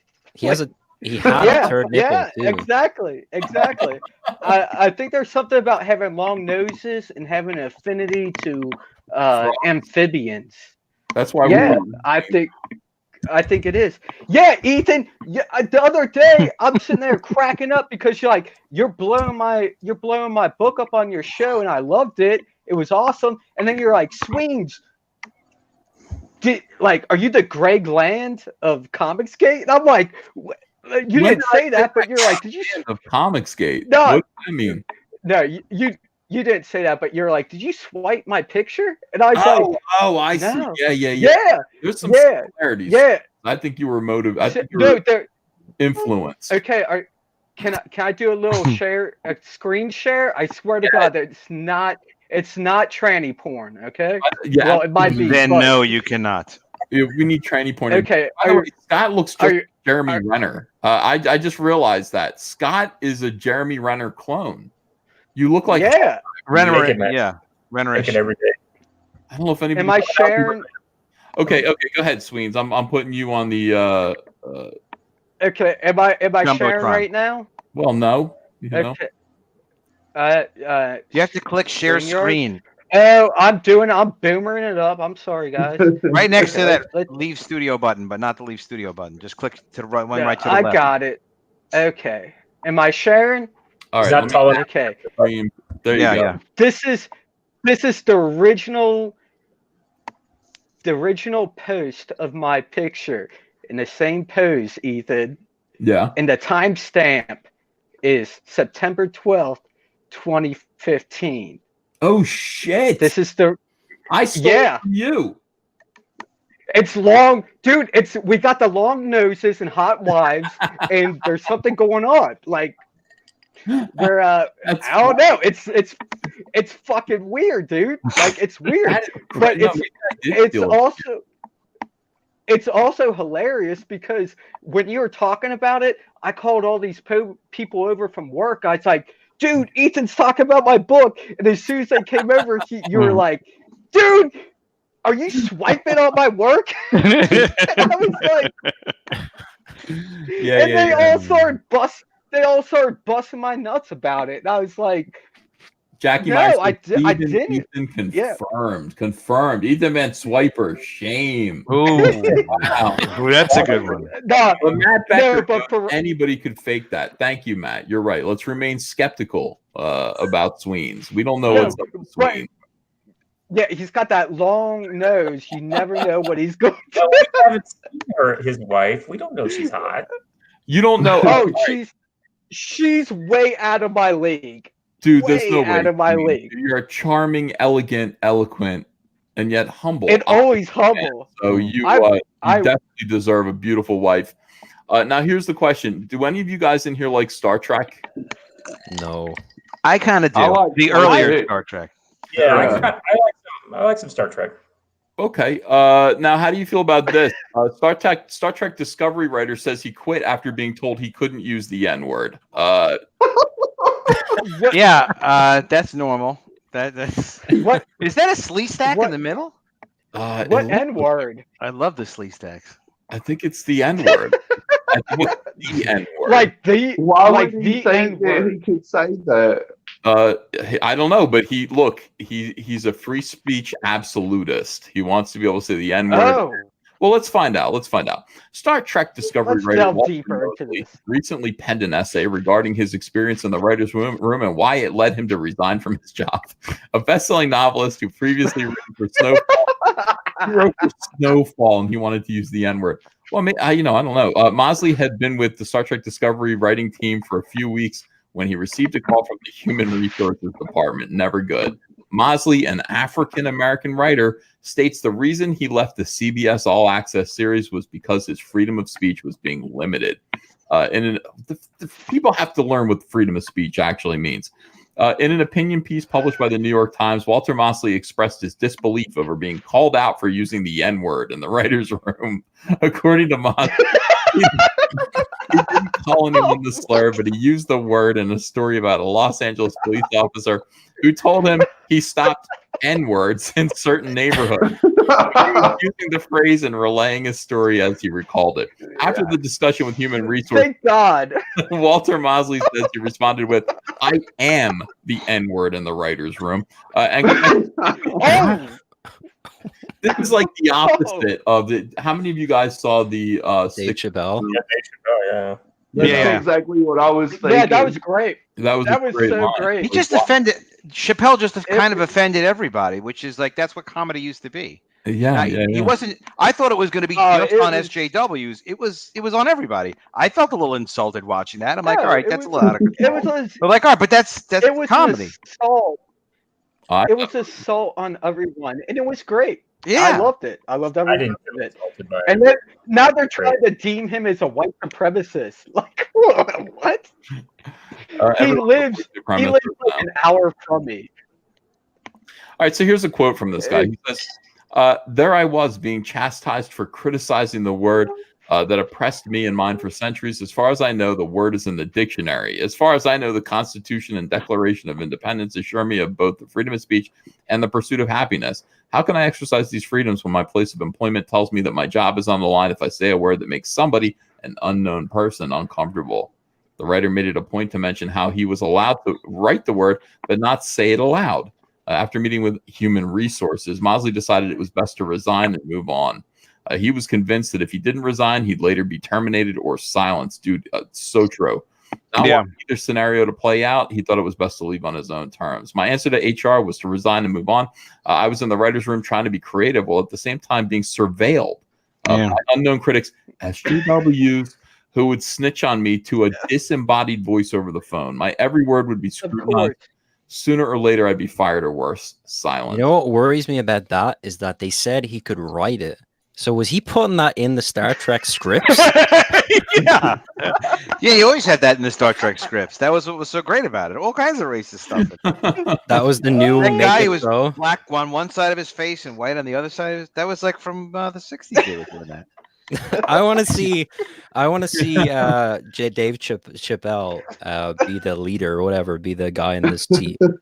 Well, Dave Chappelle in his new comedy special made a really poignant "Thank you, Wenger" statement when he said Wenger word. Yeah, they told him he was using the FAGGOT word that gets monetized on YouTube. And they said, hey, don't use that word. And he said, well, wait a second. You let me use the N-word all the time. Why can't I use this word? And they said, well, because you're not gay. And he said, oh, okay. But I'm not an N-word either. That was a pretty profound point about how ridiculous human resources are and PC culture. Yeah. Almost as good a point about the abortion joke. If you can kill it, I don't have to pay for it. I can abandon it. I can abandon it if you can kill it. Like, that, I think that's a reasonable thing to say. I just love the idea of anyone coming home going, honey, I just quit my job. Well, how come? Because they wouldn't let me say the N-word. I wanted to say the N-word, and they wouldn't let me say it at work. It's so stupid. But yeah, no, there's a lot of points made that he had with the abortion jokes that I didn't find like great or whatever, but I still laughed at him because it was funny. It's like funny. It was just a funny joke.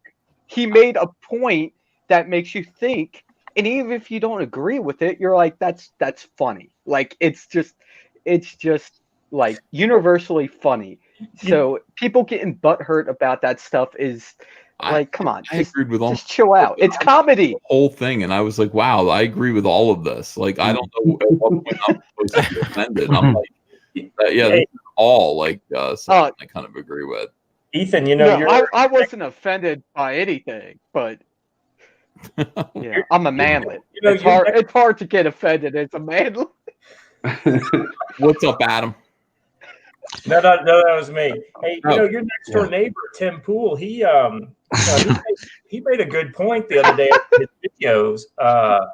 He said that the right owns comedy now.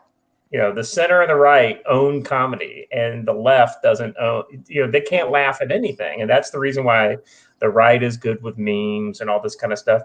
And I think that's so true. You got to be able to laugh at yourself. If you can't laugh, I mean. Well, you have to be the you know, I have to say, I know the left thinks that they're the victims of oppression, but they're not. They've become the oppressors.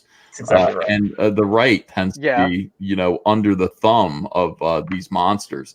And when you find yourself in the absurd, you know, situation of having to watch what you say around soy boys, all you can do is be funny. I mean, that there's no other reaction to that. Yeah. But to have a great sense of humor and laugh about it.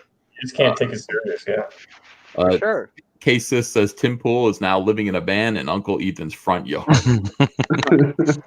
I meant to meet him. I didn't go to that. I did Antifa come and drive everyone nuts in Pittman, New Jersey? I missed it. I wanted to go to that. Andrea was like, "You don't want to go mess with Antifa." I was like, "I kind of do." She's like, "You don't." I was like, "Why? Like, what are they going to do? They're like girls and little guys, and I'm not afraid of Antifa." Hey, leave little guys out of it. Have you seen a really big, scary Antifa dude ever? Like, have you ever seen like a big, like, dude that looks like he's former military, dressed like? It's always these skinny little soy boy like pussies.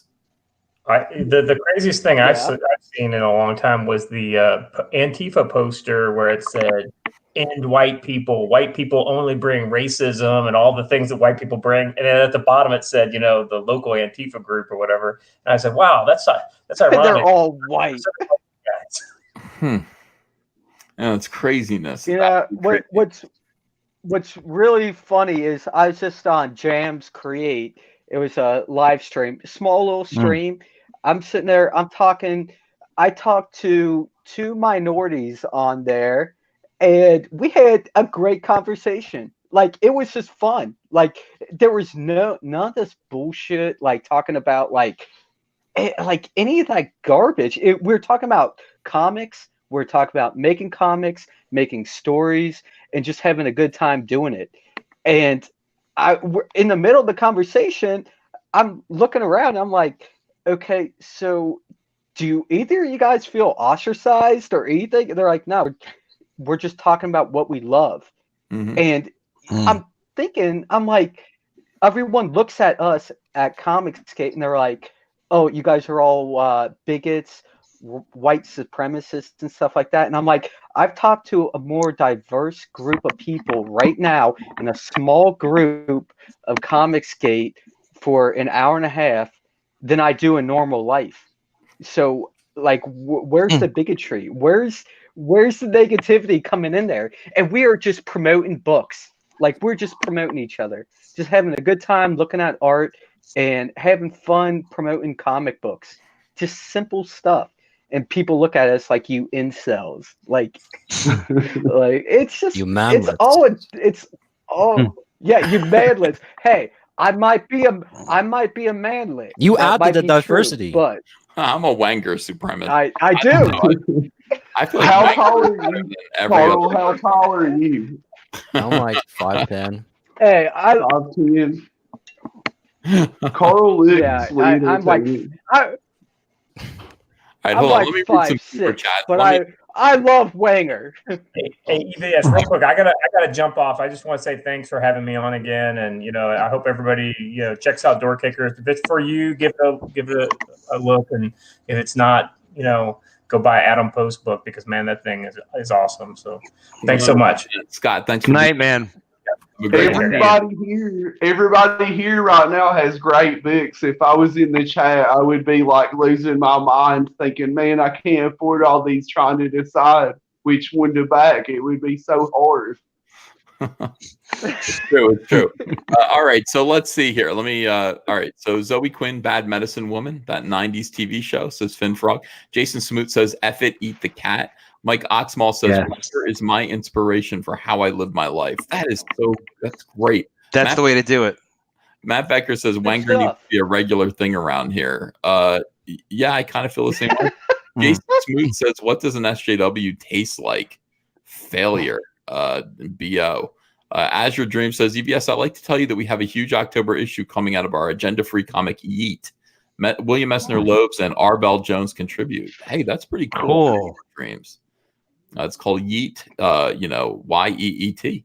Cracklin says, but can Cecil dab like Wenger? And Raging Golden Eagle says, you still planning a COMICSGATE convention? Yeah. Wenger. Wenger. I would do it. I would do a comic book convention, a COMICSGATE convention.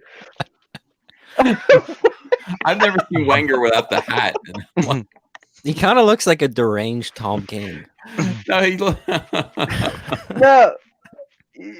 like a sober Tom King. Tom King with balls. Tom King, one of these days his balls are going to grow up and then it'll be just like me. I hope his voice drops too. Incredible. I'm sorry. All right, oh my God, Wenger. Doorkeepers jumped up to $7,406. Fantastic. Yeah, that's pretty good. I'm just very nice. All the campaigns now and just seeing what's what. Wow, Super Harem got to 1270.70. I'm sure you guys are all looking at your own campaigns here, but I haven't seen it yet. Carlo Rowe is just $93 away from 11 grand. We got to make that happen. Do it. Yeah, definitely. I kicked Mike. Carl's a great guy. Love Carl. Oh, yeah. Carl knows how to take a joke. Yeah, Vinny Tartamella just jumped up. That sounds weird, but it's okay. Or 500. Yeah, it's great. If you come on my stream, me and Carl are going to be roasting each other, and we're going to be roasting you. But we're going to have a good time. You got to do it.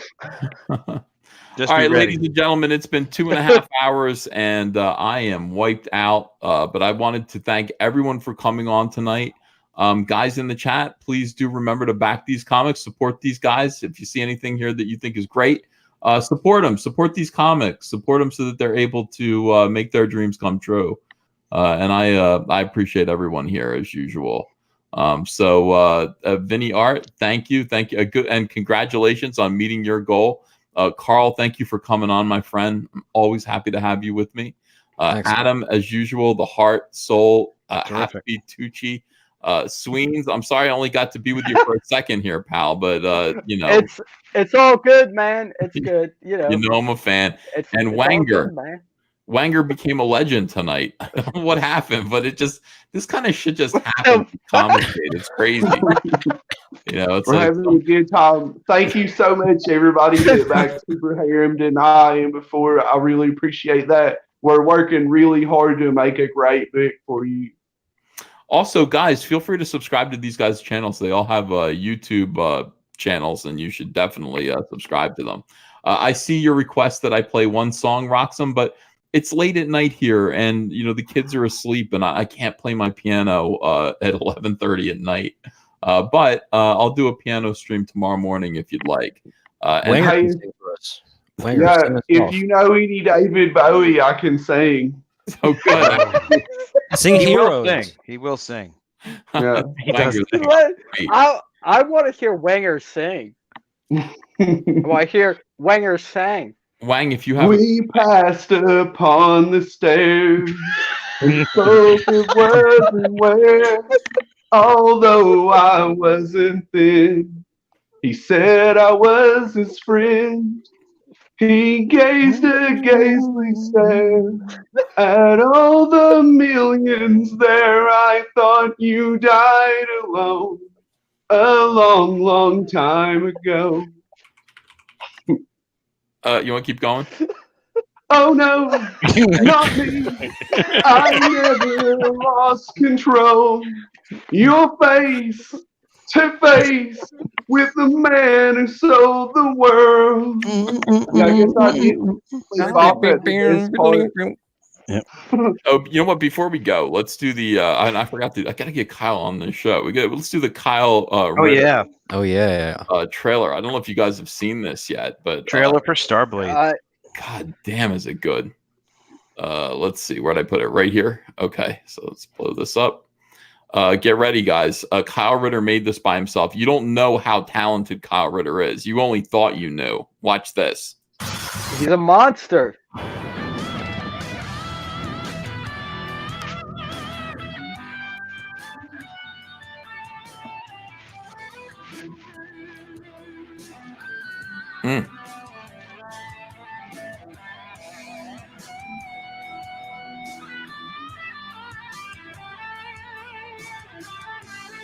Jesus.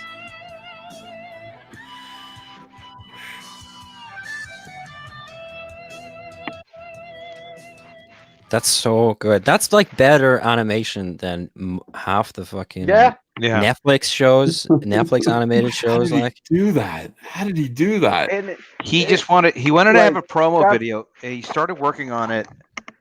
He had a couple seconds of it, and he was just going to get that done, and then do some more Starblades, and then he was doing some other work for you and a couple of commitments he had, and he just put that up, I guess, today. But Let's watch it again. Let's see it taught again. Yeah, it's worth it. It's a show. it's so ridiculously good.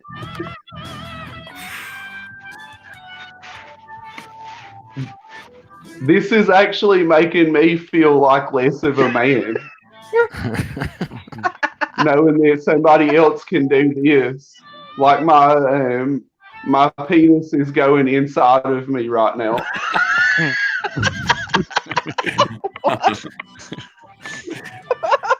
Wow, Kyle. Yeah. Yeah, brother. Gorgeous. dude, if that was on TV when I was a kid, if that was on TV now, We'd watch it. We'd all be watching it. We're all watching you would it never now. turn away. Jesus, that looks. I mean, it's I would so good. definitely Phenomenal. be watching that shit, like for sure. Like, Did you see Yeah. that thumbnail at the end with Zoe on it? Like, man, she's got some shoulders on her. I would want to I've get been her watching on my Zoe Quinn football videos team. all day. That's why that came up. I Yeah. was sitting at work and watching anti-Zoe Quinn videos, and so they're recommending even more for me. yeah. Horace Cock Johnson, When thanks you for are- $5. He says, new idea for a book, a gay cowboy who scares off everybody by singing. I don't know where that idea came I don't know where he got that. Yeah, right. Yeah. Ethan, All right. can I Yes. can I plug Oddity real quick? Yes. Okay, I jumped on here. Okay, I got Oddity going right now on Indiegogo. We're doing pretty solid right now. After a week, we're rolling hard. So if you guys want to check it out and check out a fun comic that it has insane visuals and just a fun storyline, jump on, check out Oddity on Indiegogo, and yeah, I think you guys will have fun with it. Yeah, absolutely. Oddity is an awesome book. We'll get you on for a full show. Liam Gray says Kyle is king. Yep. Yeah, that's Bottom pretty line. much the truth. Yeah, What a fantastic for sure. guy. What a fantastic guy. All right, I love you all. Have a great night, guys, and we'll do this again tomorrow. It's the weekend, so let's do another live stream tomorrow. Guys who are watching this All right, after post live, make sure to back your comics. Love you guys, and see you again. All right, take it easy, guys. See you tomorrow.